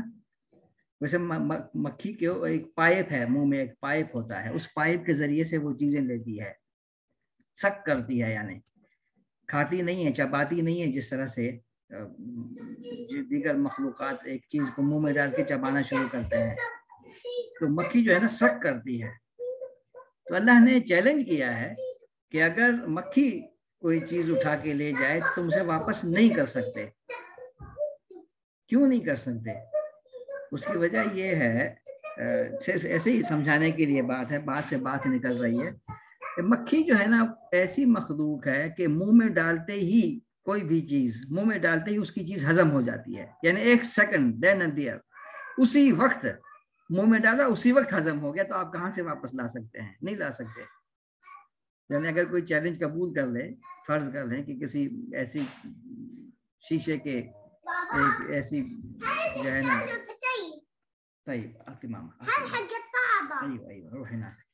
کسی ایسی جگہ پر آپ مکھی کو بند کریں, پھر اس کے سامنے کوئی چیز رکھیں تو وہ چیز اٹھاتی ہے تو فوراً پکڑ کے اس کو واپس لینے کی کوشش کریں. مثال کے طور پر صرف سمجھانے کے لیے بتا رہا ہوں. تو وہ چیز واپس نہیں ہو سکتی. کیوں نہیں ہو سکتی؟ کیونکہ وہ اسی لمحے جو منہ میں چیز لیتی ہے اس کو ہضم کر لیتی ہے. مکھی کے بارے میں ایک اور چیز میں نے آپ کو اس سے پہلے بھی بتائی تھی، وہ یہ ہے کہ اگر آپ لوگوں کو یاد ہو، میں نے آپ سے کہا تھا کہ انسان کے دماغ میں 2 قسم کی میموری ہوتی ہے، ایک شارٹ میموری اور ایک مستقل میموری. جو کچھ ہم چیزیں دیکھتے ہیں، جو کچھ چیزیں ہم سنتے ہیں، جو کچھ ہم پڑھتے ہیں، یہاں پر آپ کلاس میں چیزیں دیکھ رہے ہیں، سن رہے ہیں، پڑھ رہے ہیں، یہ ساری چیزیں آپ کی شارٹ میموری میں منتقل ہوتی ہیں. شارٹ میموری میں منتقل ہونے کے بعد اس کا ایک وقت ہوتا ہے. شارٹ میموری میں آپ کی جو معلومات ہیں، جو میں آپ کو بتا رہا ہوں، جو آپ دیکھ رہے ہیں، جو سن رہے ہیں، یہ ساری باتیں آپ کی شارٹ میموری میں منتقل ہو رہی ہیں. یہاں پر ہر آدمی کی شارٹ میموری کی صلاحیت مختلف ہوتی ہے. تو ہو سکتا ہے کہ میری شارٹ میموری کی صلاحیت 10 گھنٹے ہو سکتا ہے آپ کی 15 گھنٹے ہو سکتا ہے کسی کی 2 گھنٹے ہو سکتا ہے کسی کی جو ہے نا 5 منٹ ہو. اس کے بعد یہ معلومات، یہ ڈیٹا جو ہے نا، آپ کو مستقل میموری میں منتقل کرنا پڑے گا، ورنہ شارٹ میموری سے چیزیں خود بخود آٹو ڈیلیٹ ہے، یہ آٹو ڈیلیٹ ہو جائے گی. اگر آپ چیزوں کو لکھیں گے نہیں، نوٹ نہیں کریں گے، یاد نہیں کریں گے، تو یہ چیزیں آپ کی مستقل میموری میں نہیں جائیں گی. تو آدمی کے اندر ایک شارٹ میموری ہے، ایک مستقل میموری ہے جس میں چیزیں رکھی ہوتی ہیں. آپ کی یادداشت مستقل میموری میں موجود ہے. آپ جو چیزیں دیکھ رہے ہیں، سن رہے ہیں، پڑھ رہے ہیں، سونگ رہے ہیں، چکھ رہے ہیں، یہ ساری چیزیں آپ کی شارٹ میموری میں جا رہی ہیں. پھر جو کام کی چیز ہے آپ اسے وہاں منتقل کرتے ہیں، جو کام کی چیز نہیں ہے وہ آٹو ڈیلیٹ ہو جاتی ہے خود بخود. مکھی جو ہے نا، اگر آپ غور کریں تو مکھی اگر آپ کے کمرے میں آ جائے تو وہ بار بار آپ کے ناک پہ آ کے بیٹھتی ہے. آپ ہوش کریں گے 2 منٹ کے بعد پھر وہیں پر آ کے بیٹھے گی، پھر آپ ہوش کریں گے، پھر 1 سیکنڈ کے بعد پھر وہیں پر آ کے بیٹھے گی. وجہ کیا ہے؟ وجہ یہ ہے کہ مکھی کی شارٹ میموری میرا خیال ہے کہ 5 سیکنڈ کی ہے، 5 سیکنڈ یا 2 سیکنڈ. اس کی مستقل میموری نہیں ہوتی، بھول جاتی ہے بیچاری کہ یہاں سے اس کو ہوش کیا گیا تھا، یہاں خطرہ ہے، اسی لیے وہ بار بار اسی جگہ پہ آ کے بیٹھتی ہے. تو یہ مکھی جو ہے نا، اللہ تعالیٰ نے اس کی 2 مرتبہ مثالیں دی ہیں قرآن مجید میں. اب حدیث کے الفاظ دیکھیے. اگر اللہ کے رسول صلی اللہ علیہ وسلم کوئی حکم دیں، کسی چیز کا حکم دیں، تو اس حکم کی خلاف ورزی کرنا کیا ہوگا؟ گناہ ہوگا. اب دیکھیے حدیث کے الفاظ، اب غور کریں حدیث کا. اذا وقع، اب آگے بیان ہے کیا ہے. یہاں پر لکھا ہے جب، لیکن جب نہیں ہے، اگر. اذا کا مطلب ہے اگر تمہارے کسی مشروب میں مکھی گر جائے، تو آگے جو حکم بیان کیا گیا ہے، تو اس کا مطلب کیا ہے؟ کیا یہ حکم وجوب کے لیے ہے، یعنی لازم ہے اس کو کرنا، یا یہ تفہیم کے لیے ہے؟ 2 قسم کے ارشاد ہیں. اللہ کے رسول صلی اللہ علیہ وسلم کے ارشادات کو ہم 2 قسم کے ارشادات میں تقسیم کر سکتے ہیں. ویسے تو بہت سارے ہیں، اس وقت ہم 2 قسم پہ ڈسکس کر رہے ہیں. ایک قسم کو ہم کہتے ہیں حکم، کہ یہ کرو اور یہ نہ کرو، اور ایک قسم ہے تفہیم. مکھی ایک ایسا حشرہ ہے جو عام گھروں میں موجود ہے. آپ دنیا کے کسی بھی کونے میں چلے جائیں وہاں پر موجود ہے. برج خلیفہ میں جائیں گے وہاں پر بھی آپ کو مکھی مل جائے گی. تو عام طور پر یہ جو ہے نا عام زندگی سے، عام انسان کی زندگی سے اس کا تعلق ہے، اور اکثر و بیشتر ایسا ہوا ہے آپ کے ساتھ بھی، ہمارے ساتھ بھی، کہ یہ ہمارے مشروب میں گر جاتی ہے. تو ایسی صورت میں جب اللہ کے رسول صلی اللہ علیہ وسلم فرمائیں اذا وقع، اگر گر جائے، تو اس سے آپ کیا اخذ کریں گے کہ یہ حکم ہے یا تفہیم ہے؟ تفہیم ہے صاحب، تفہیم ہے. تو اس کا مطلب کیا ہوا؟ اس کا مطلب یہ ہوا کہ اس ٹیکسٹ میں اس حدیث میں جو بات بتائی جا رہی ہے وہ تفہیم کے لیے ہے، وہ حکم نہیں ہے۔ یعنی کہ اگر کوئی شخص، مثال کے طور پر میرے جیسا اگر آدمی، اگر مکھی گر گئی چائے کے پیالے میں تو چائے کا پیالہ پھینک دینا گناہ ہوگا؟ میں تو نہیں پی سکتا، میں تو مکھی کو اندر ڈبو کے اس پیالے کو نہیں پی سکتا، تو کیا میں اگر پھینک دوں تو مجھ پہ گناہ ہوگا؟ نہیں ہوگا۔ نہیں ہوگا۔ کیوں نہیں ہوگا؟ کیونکہ حدیث تفہیم کے لیے، تفہیم کے لیے ہے، حکم نہیں ہے یہ۔ کیوں؟ کیونکہ انسان کی طبیعتیں مختلف ہوتی ہیں۔ ایک حدیث میں اللہ کے رسول صلی اللہ علیہ وسلم نے فرمایا کہ عورت مرد کے باقی بچے ہوئے پانی سے اور مرد عورت کے بچے ہوئے پانی سے نہ غسل کرے۔ کیوں نہ کرے؟ کیونکہ کراہت ہوتی ہے، کراہت ہوتی ہے۔ اگر کراہت ہوتی ہے تو مت کریں اس کام کو، اگر آپ کو کراہت نہیں ہوتی تو آپ کریں، بہت اچھی بات ہے، کیونکہ اس کے ایک پر میں شفا ہے تو دوسرے پر میں اگر بیماری ہے تو ایک پر میں شفا ہے۔ اس کا مطلب یہ ہے کہ یہ حکم جو ہے نا ارشاد کے لیے ہے، تفہیم کے لیے ہے۔ دوسری بات جو اس حدیث میں ہے وہ یہ ہے کہ ہم اپنے آپ پر یعنی اپنے حالات پر احادیث کو یا دینی ٹیکسٹ کو کا قیاس مت کیا کریں۔ کیوں نہ کیا کریں؟ اس لیے نہ کیا کریں کیونکہ اللہ تعالیٰ نے ہم پر بہت ساری نعمتیں کر رکھی ہیں۔ اگر ہمارے پاس دودھ کا پیالہ یا چائے کا پیالہ اگر اس میں مکھی گر جائے، ہم اس کو اٹھا کے پھینک دیں تو 1 منٹ کے اندر دوسرا پیالہ ہمارے سامنے پیش ہو سکتا ہے، کوئی مسئلہ نہیں ہے ہمارے لیے۔ لیکن اس دنیا میں آج 2022 میں بہت سارے لوگ ایسے ہیں کہ دودھ کا ایک پیالہ یا چائے کی پیالی یا جو ہے نا کوئی قسم کا مشروب، اس کو پھینکنا ان کے لیے بہت بڑی جو ہے نا مصیبت بن سکتی ہے، کیونکہ یہی ایک پیالہ ہے ان کے پاس، یہی ایک دودھ کا پیالہ ہے اور نہیں ہے ہمارے پاس۔ تو اپنی جو ہے نا اپنی زندگی پر، اپنے حالات پر عام لوگوں کے حالات کا قیاس مت کیا کریں۔ بہت سارے لوگ ہوئے ہیں ایسے دنیا میں جو اپنے دودھ کے پیالے کو یا چائے کے پیالے کو نہیں پھینک سکتے کیونکہ اس کے علاوہ ہے ہی نہیں ہمارے پاس دوسرا۔ تو یہ دوسری بات ہے جو سمجھنے کی ہے۔ تیسری بات جو سمجھنے کی ہے وہ یہ ہے کہ اس حدیث میں ہمیں معلوم ہو رہا ہے کہ مکھی پاک ہے یا ناپاک ہے؟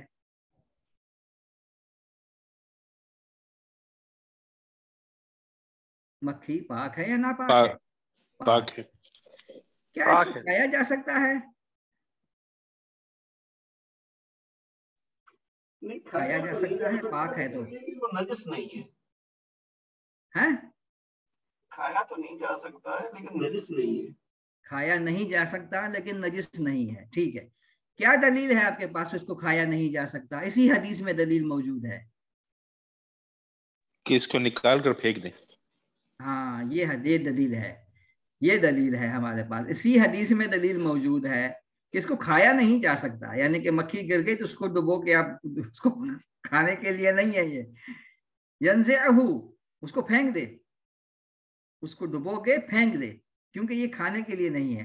تو معلوم یہ ہوا کہ ہر پاک چیز حلال نہیں ہے، یہ پاک تو ہے لیکن حلال نہیں ہے، کھانے کے لیے نہیں ہے۔ تو اسی حدیث میں ہمیں معلوم ہوا کہ اس کو پھینکنا چاہیے، یہ کھانے کے لیے نہیں ہے۔ ایک اور چیز، شراب سے کیا مراد ہے؟ یہاں شراب سے کیا مراد ہے؟ کوئی بھی مشروب جو یعنی پیتے ہیں اس میں کوئی بھی مشروب، گرم چائے جیسے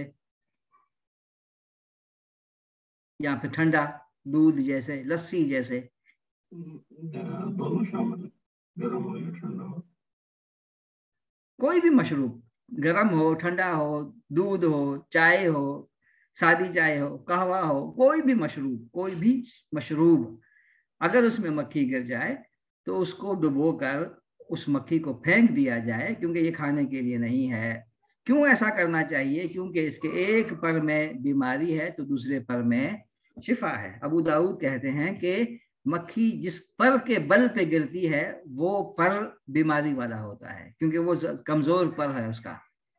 جس پر میں بیماری ہے وہ پر کمزور ہے، اسی لیے اس کی طرف گرتی ہے، دوسری طرف نہیں گرتی۔ اچھا جناب، اب ایک اور چیز تھی اس کے اندر، وہ یہ تھی کہ یہ حدیث جو ہے نا نبوت کے دلائل میں سے ہے۔ حارث خود یہ حدیث جو ہے نا نبوت کے دلائل میں سے ایک دلیل ہے، کیونکہ اس زمانے کے لوگوں کو معلوم نہیں تھا طبی طور پر، سائنسی طور پر، کہ اس کے ایک پر میں بیماری ہے تو دوسرے پر میں شفا ہے۔ اس بات بتانے والا کون ہو سکتا ہے؟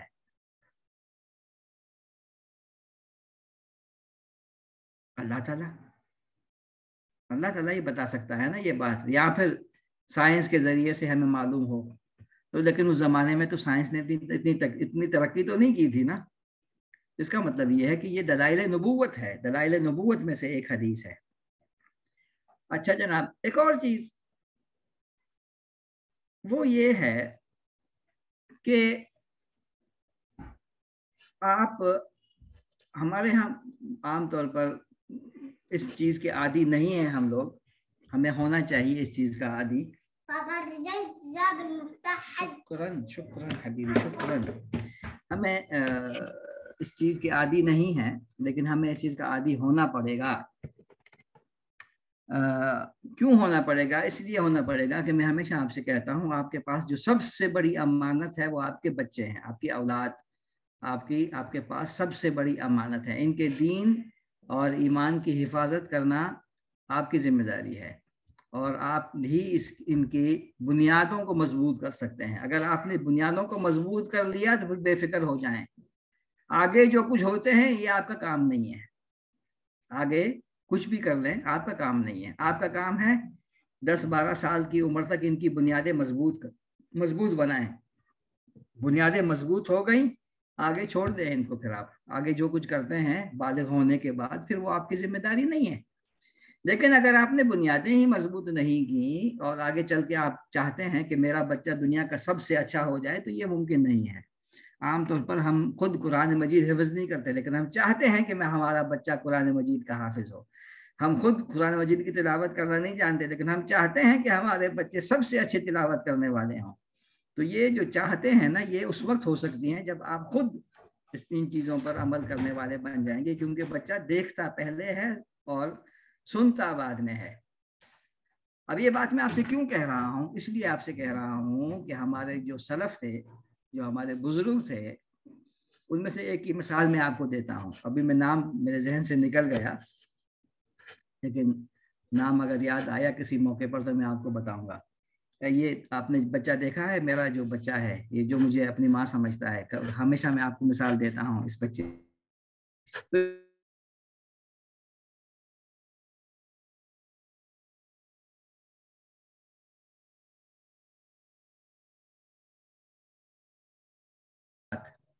حدیثیں یاد کروائیں۔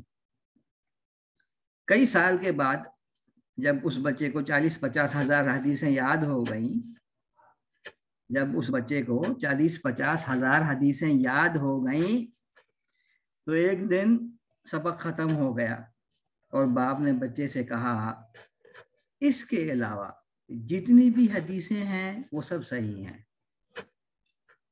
آپ نے سنا میں نے کیا کہا؟ جی آپ نے سنا میں نے کیا کہا یا نہیں سنا؟ جی سنا۔ باپ نے کہا 40-50 ہزار حدیثیں یاد کروانے کے بعد اس کے علاوہ جو کچھ تم نے یاد کیا ہے نا، اب سبق ختم، جو کچھ تم نے یاد کیا ہے اس کے علاوہ جتنی بھی حدیثیں ہیں وہ ساری حدیثیں صحیح ہیں۔ تو ہمیں جو بات میں آپ سے کہنا چاہ رہا ہوں وہ یہ ہے کہ ہم نہیں کرتے، لیکن ہمیں کرنا چاہیے۔ اپنے بچوں کو چیزیں سکھانی چاہیے، اپنے بچوں کو چیزیں بتاتے ہی رہنی چاہیے۔ اگر آپ بتائیں گے نہیں تو اس کو آپ یہ مت کہیں کہ وہ چھوٹا ہے نہیں سمجھ سکتا، وہ سب کچھ سمجھتا ہے، وہ سب کچھ سمجھ سکتا ہے۔ وہ سب کچھ اپنے فہم کے مطابق سمجھتا ہے، تو آپ اس کے فہم کے مطابق اس کو سب چیزیں سمجھاتے جائیں، بتاتے جائیں، کہتے جائیں، اس کے سامنے چیزیں کر کے دکھائیں. تو اچھا دیکھیے میری بات، میں ایک مثال دیتا ہوں آپ کو. یہ کل کی نہیں، ہفتے کے دن کی بات بتا رہا ہوں آپ کو، ہفتے کے دن کی بات. آپ کو معلوم ہے نا یہ مراکش میں جو بچہ کنویں میں گر گیا تھا، تو یہ جو چھوٹا ہے نا میرا، اس نے جو ہے نا مجھ سے آ کے کہا کہ بابا میرے شغل دی اخبار، یہ یوٹیوب پر مجھے خبروں کا چینل جو ہے نا چلا کے دکھاؤ. میں نے کہا کیا چاہیے تمہیں؟ تو اس نے بچے نے مجھے کہا، میں نے نہیں کہا اس کو، میں نے نہیں کہا، گھر میں بات ہوتی رہی ہے ظاہر ہے، اور خبروں میں بھی ہم دیکھتے رہتے ہیں. اس بچے نے مجھ سے آ کے کہا کہ وہ ایک بچہ ہے ریان نام کا، وہ کنویں میں گر گیا ہے، تو میں دیکھنا چاہتا ہوں کہ اس کو نکالا یا نہیں نکالا. ٹھیک ہے، تو اس کا مطلب کیا ہوا؟ اس کا مطلب یہ ہوا کہ بچے بہت ساری چیزیں سمجھ سکتے ہیں لیکن ہم ان کو نہیں سمجھاتے. اب میں جو بات آپ سے کہنے جا رہا ہوں وہ یہ ہے، ہمارے سلف کا طریقہ، بزرگوں کا طریقہ یہ ہے. اس حدیث کے بارے میں خاص میں جس حدیث کی بات کر رہا ہوں وہ یہ حدیث ہے. اس حدیث کے بارے میں ہمارے سلف کا طریقہ یہ تھا کہ ان میں سے جو لوگ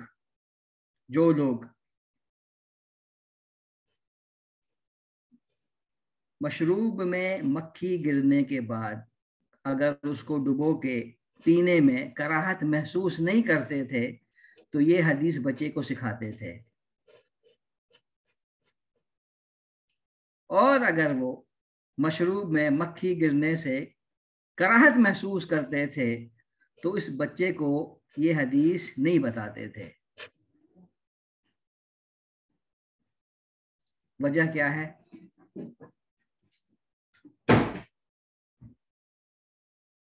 وجہ بتائیے.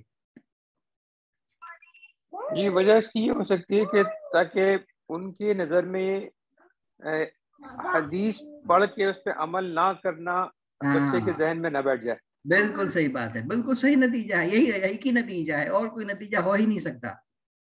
تو اگر آپ عملاً کوئی چیز نہیں کرتے یا نہیں کر سکتے اور آپ کہتے ہیں بچے سے تو یہ کام کرو، تو اس کا الٹا نتیجہ نکلے گا. نام حبیبی نام. تو یہ میں چیزیں آپ کو بتانا چاہ رہا ہوں اس حدیث کے حوالے سے. بہت ہی اہم حدیث ہے یہ، لیکن اس کے ضمن میں بہت ساری چیزیں نکلتی ہیں. آپ تیسری حدیث کی طرف چلتے ہیں کیونکہ وقت ہمارا بہت اب کم رہ گیا ہے. چلیے تیسری حدیث نمبر 13. افتخار صاحب، یہ ستار صاحب ایک چھوٹی سی بات عرض کروں اس میں. جی اس میں ایک تو بات یہ ہے کہ پینے کا تو ذکر ہی نہیں ہے، انہوں نے صرف نکالنے کی بات کری ہے. ٹھیک ہے نا؟ کیا اس کا ذکر نہیں ہے اس میں کہ مکھی کو ہے کہ نکال دیں اس کو، اور اس میں اس کو استعمال کرنے کا تو ذکر ہی نہیں ہے اس میں. کس کا استعمال کرنے کا؟ یہ جو ابھی مکھی والی ہم نے پڑھی ہے، یہ جو مشروب میں اگر گر جائے تو اس کے اندر وہ تو ہے ہی نہیں کہ اس کے بعد اس کو پی بھی لیں. تو یہ اس کا مطلب ہے محذوف ہے، یہ محذوف ہے. نہیں، وہ بات تو ضمناً آ رہی ہے نا کہ جب آپ ڈبوئیں گے اس کو اور اس کو باہر پھینکیں گے تو اس کے بعد کیا کرنا ہے اس کا. ٹھیک ہے، یہ محذوف ہو گئی بات، واضح ہے، معروف ہے.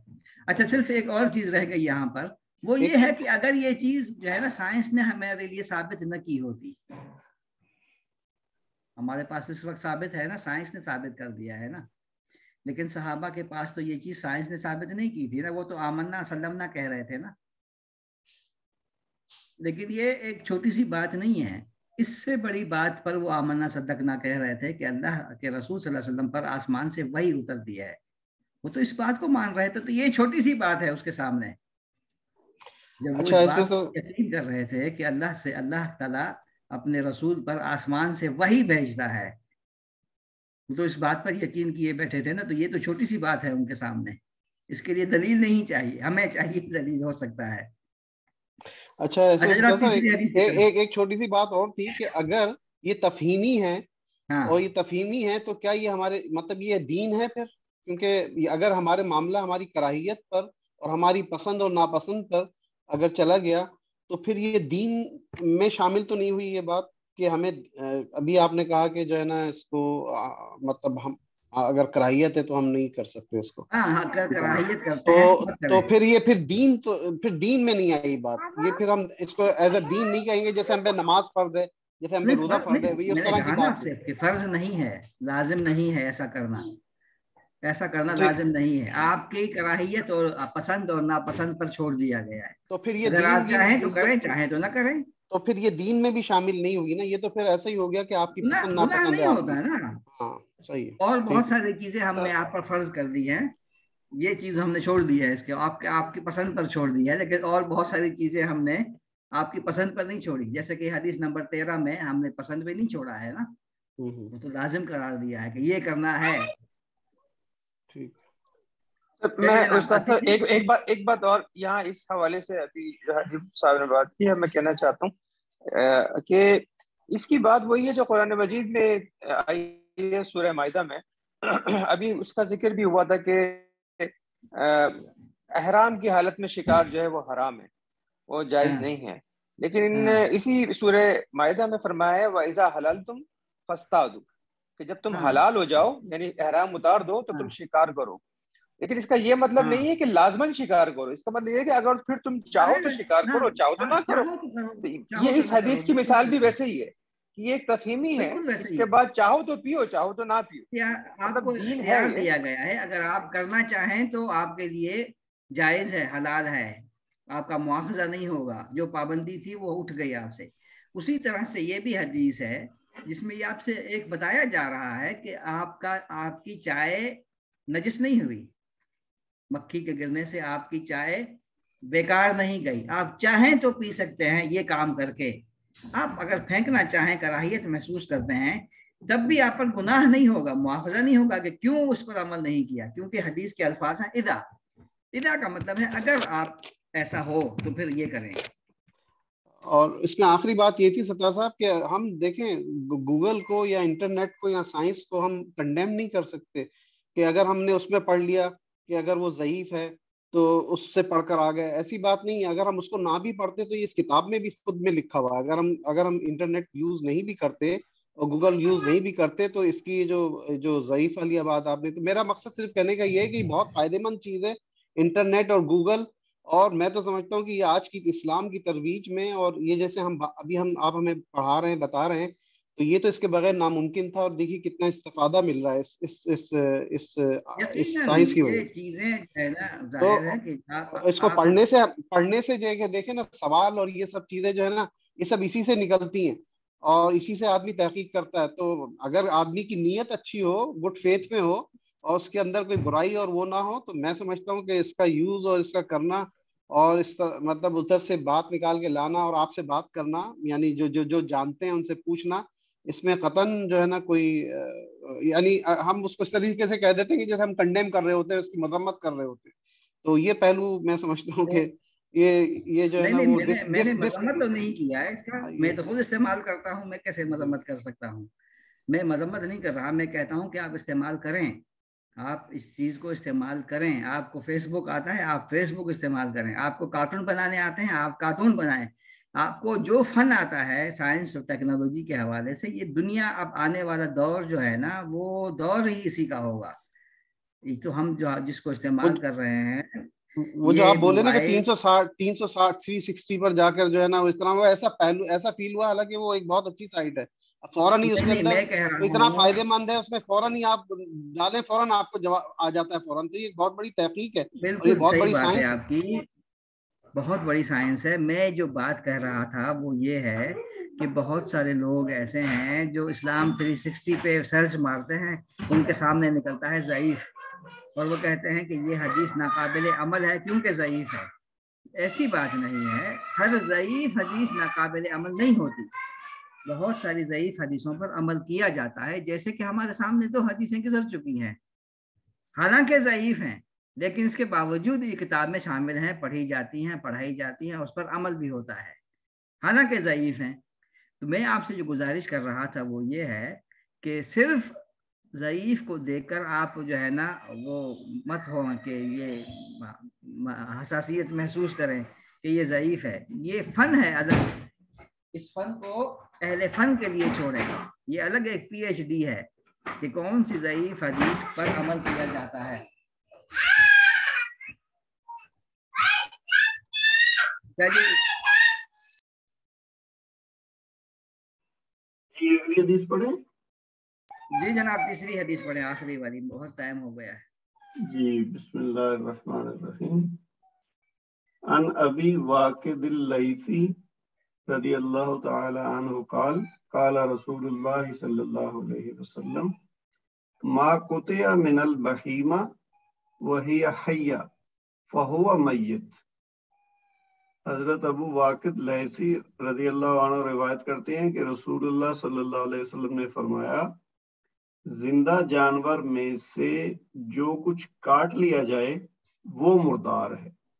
اسے ابو داؤد اور ترمذی نے روایت کیا ہے اور یہ الفاظ ترمذی کے ہیں اور ترمذی نے اس حدیث کو حسن قرار دیا.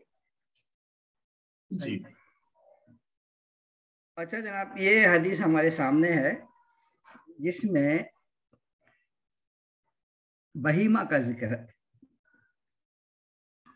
سب سے پہلے تو ساتھی اپنا، کیونکہ وقت ہمارا ہو چکا ہے، صرف 5 منٹ ہے ہمارے پاس، تو اگر کوئی ساتھی جو ہے نا بہت تیزی کے ساتھ کوئی بات کرنا چاہے.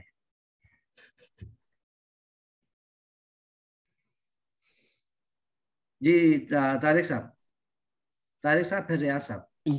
جی اصل میں یہ حدیث کا جو تعلق ہے وہ یہ ہے کہ اگر کوئی زندہ جانور ہے اس سے ایک جانور، بہیمہ جو کہتے ہیں وہ جانور کو کہتے ہیں، وہ گائے بھی ہو سکتا ہے، وہ بکری بھی ہو سکتا ہے، وہ اونٹ بھی ہو سکتا ہے.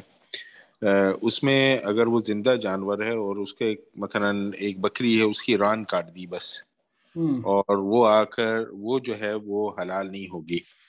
اور تھوڑی سی جو ریسرچ کی ہے میں نے، اس میں یہ کہ وہ حلال اس وجہ سے نہیں ہوگی کہ جب جانور کو ذبح کیا جاتا ہے اور اسلامی طریقے سے جب ذبح کیا جاتا ہے تو وہ اس طریقے سے کہ وہ شہرک کاٹ دی جاتی ہے، اس طریقے سے کہ وہ دل نہیں رکتا ہے اور اس سے خون جو ہے نا وہ سارا نکل جاتا ہے پورے جسم سے. تو جو اس میں ضمناً یہ ہے کہ خون جو ہے وہ حرام ہے، اور جب وہ زندہ وہ جب نکل جاتا ہے تو اس کے بعد یہ ہے کہ وہ جسم میں نہیں رہتا ہے. اور تو اگر وہ حصے کو کاٹ دیا جائے اور جو اس میں جو خون ہے وہ نکل نہیں پائے گا اور اس میں خون رہے گا، تو جب وہ کھایا جائے گا تو ایکچولی وہ گوشت بھی کھایا جا رہا ہے، اس کے ساتھ جو ہے وہ خون بھی کھایا جا رہا ہے. تو اس وجہ سے جو ہے یہ جو ہے اس کی حرمت آئی. صحیح. ریاض بھائی.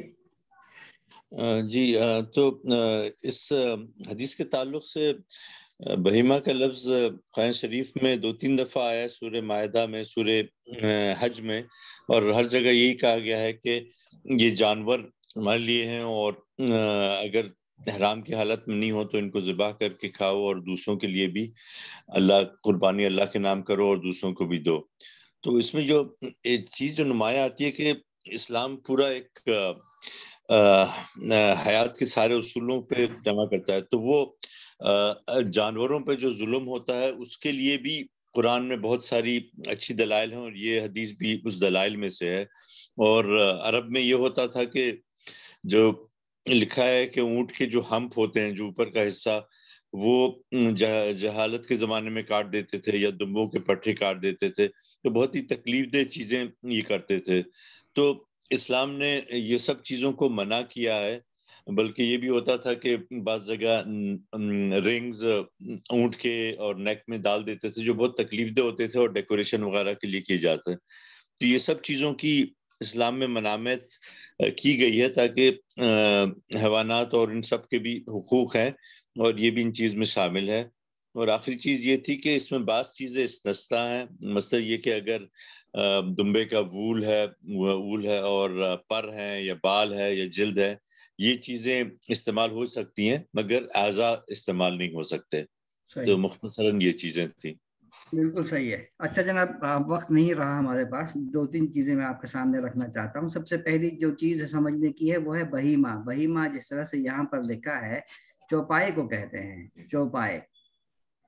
اب بہیمہ جو ہے نا وہ 2 قسم کے ہیں، ایک ہے بہیمۃ الانعام اور ایک ہے بہیمہ غیر الانعام. بہیمۃ الانعام میں اونٹ، گائے اور بکرے اور اس کے ضمن میں جو چیزیں نکلتی ہیں جیسے دمبا، جیسے بیل، اس طرح کی چیزیں جو نکلتی ہیں اسی ضمن سے، یعنی بنیاد اس کی 3 ہے، گائے، اونٹ اور بکرے. اس کو کہتے ہیں بہیمۃ الانعام جو حلال ہیں. اب دوسرا ہے بہیمہ غیر الانعام. غیر الانعام اس میں چوپائے کچھ حلال ہیں اور کچھ طاہر ہیں اور کچھ نجس ہیں. کچھ طاہر ہیں اور کچھ نجس ہیں، جیسے کہ گدھا طاہر ہے لیکن حلال نہیں ہے. ایک روایت، ایک یعنی عام جمہور کے نزدیک کی بات کر رہا ہوں میں، کہیں ایسا نہ ہو کہ کوئی کہے کہ نہیں اس پہ ایک روایت ہے. جمہور کے نزدیک تو یہ بہیمہ اس کو کہتے ہیں. بہیمۃ الانعام کا ذکر آیا ہے قرآن مجید میں. ابھی جیسے کہ ساتھیوں نے بتایا ہے، جاہلیت کے زمانے میں اونٹ کا کوہان جو اوپر والا حصہ ہوتا ہے اس کو کاٹ کے کھایا جاتا تھا. اس کو رسول اکرم صلی اللہ علیہ وسلم نے جب دیکھا تو آپ صلی اللہ علیہ وسلم نے یہ حدیث روایت کی، ما قطع من البہیمہ وہی حیہ فہو میت. زندہ جانور سے جو کچھ حصہ کاٹ لیا جائے گا تو وہ مردار ہے. گو کے جانور حلال ہے. بہیمہ کا لفظ استعمال ہوا ہے. اچھا جناب، اب اسے جو ہے نا استثناء کچھ حالات میں ہے، کچھ حالات میں استثناء ہے، جیسے کہ ابھی ریاض بھائی نے بتایا ہے. آپ کو معلوم ہے مشک کہاں سے لیا جاتا ہے؟ ہرن میں سے. زندہ ہرن سے لیا جا سکتا ہے. اسی طرح سے ابھی جیسے کہ مثال دی ہے دمبے کا اون ہم کاٹ کے استعمال کر سکتے ہیں. تو یہ کچھ استثناءات ہیں اس پہ، لیکن عام طور پر یہی حکم ہے کہ حلال جانور کا کوئی عضو کاٹ کے ہم استعمال نہیں کر سکتے، کیونکہ وہ میتہ ہے. میتہ کا مطلب ہے مردار ہے، حرام ہے. اسی ضمن میں ہمیں ایک اور چیز سمجھ میں آتی ہے، جیسے کہ ابھی طارق بھائی نے بتایا ہے، جانور کو اذیت نہیں دی جا سکتی. جیسے کہ ہمارے سامنے دوسری حدیثیں موجود ہیں جس میں آپ صلی اللہ علیہ وسلم نے فرمایا ہے کہ اگر تمہیں ذبح کرنا ہے تو اپنی چھری کو تیز کرو. اور ایک اور روایت میں ملتا ہے کہ جانور کے سامنے چھری کو تیز مت کیا کرو، کیونکہ 2 دفعہ اس کو تھوڑی مارنا ہے، ایک ہی دفعہ مارنا ہے. تو یہ چند چیزیں ہیں اس حدیث میں، یعنی کہ بہت ہی سیدھی حدیث ہے، کوئی اس میں مطلب وہ زیادہ وضاحت والی باتیں نہیں ہیں. یہاں پر ماں کا لفظ استعمال ہوا ہے، ماں. اور ماں جو ہے نا، ماں کا لفظ عام طور پر ماں کا لفظ استعمال ہوتا ہے جو کے لیے. جو اس کا ترجمہ ہوگا ہماری زبان میں جو، یعنی کہ چوپائے میں سے جو حصہ کاٹ لیا جائے اور وہ زندہ ہو، یا زندہ چوپائے میں سے جو حصہ کاٹ لیا جائے. تو ماں جو ہے نا یہ جو کے لیے استعمال ہوتا ہے. صرف ایک صورت ہے، یعنی کہ اور بھی ہو سکتی ہیں، لیکن عام طور پر ایک صورت میں ماں کا لفظ نہیں کے لیے استعمال ہوگا. ماں کا لفظ نہیں کے لیے استعمال ہوگا. وہ کیا صورت ہے، کسی کو معلوم ہے؟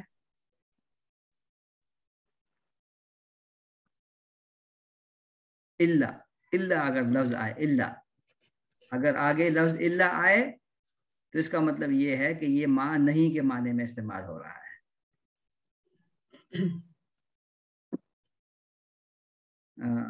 جیسے کہ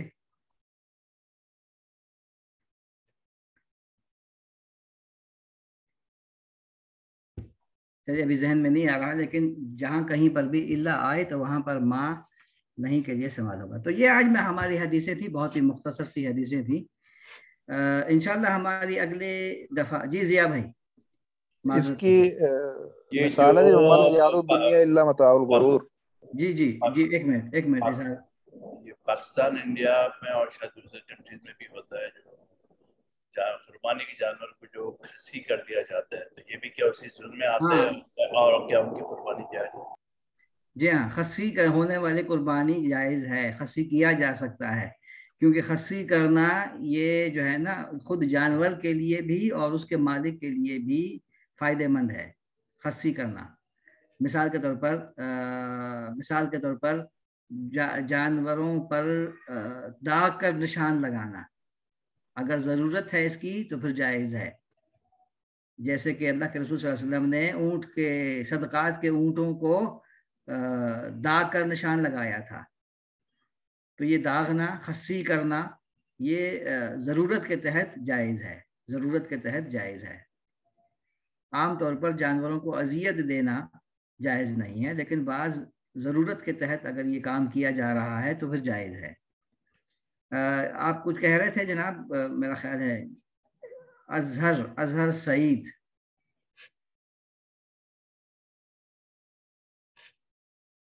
جی میں عرض کر رہا تھا جی، آپ مثال کہہ رہے تھے نا، وہ ہے ومل حیات الدنیا الا متاع الغرور۔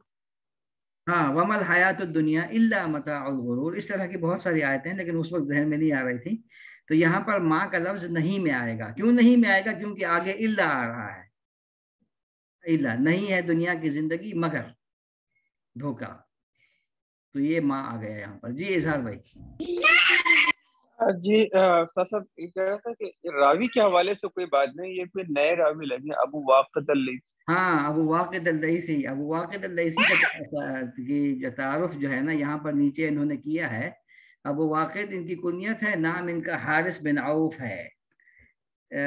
جو راجح تر روایت ہے وہ یہ ہے کہ یہ بدری صحابی ہیں، ایک راجح روایت کے مطابق یہ بدری صحابی ہیں، اور ایک رائے یہ ہے کہ نہیں یہ مکہ میں رہے اور مکہ میں ہی جو ہے نا آخری عمر تک رہے تھے، وہ ان لوگوں میں سے ہیں جنہوں نے ہجرت نہیں کی، لیکن زیادہ تر جو ہے نا رائے راجح یہی ہے کہ یہ بدری صحابی ہیں اور مدینہ میں رہتے تھے لیکن بعد میں مکہ میں رہائش اختیار کر لی۔ ما النافیہ، جی ما النافیہ۔ چلے جناب، میرا خیال ہے اسی پر اکتفا کرتے ہیں ہم اپنا، کیونکہ یہ زیادہ ہو گیا ہے، 7 منٹ زیادہ ہو گئے۔ اگلی دفعہ ہم پڑھیں گے حدیث نمبر 14، حدیث نمبر 15، حدیث نمبر 16۔ بس 3 کافی ہیں میرا خیال ہے، 3 پڑھ لیتے ہیں۔ نہیں، حدیث نمبر 16، حدیث نمبر 17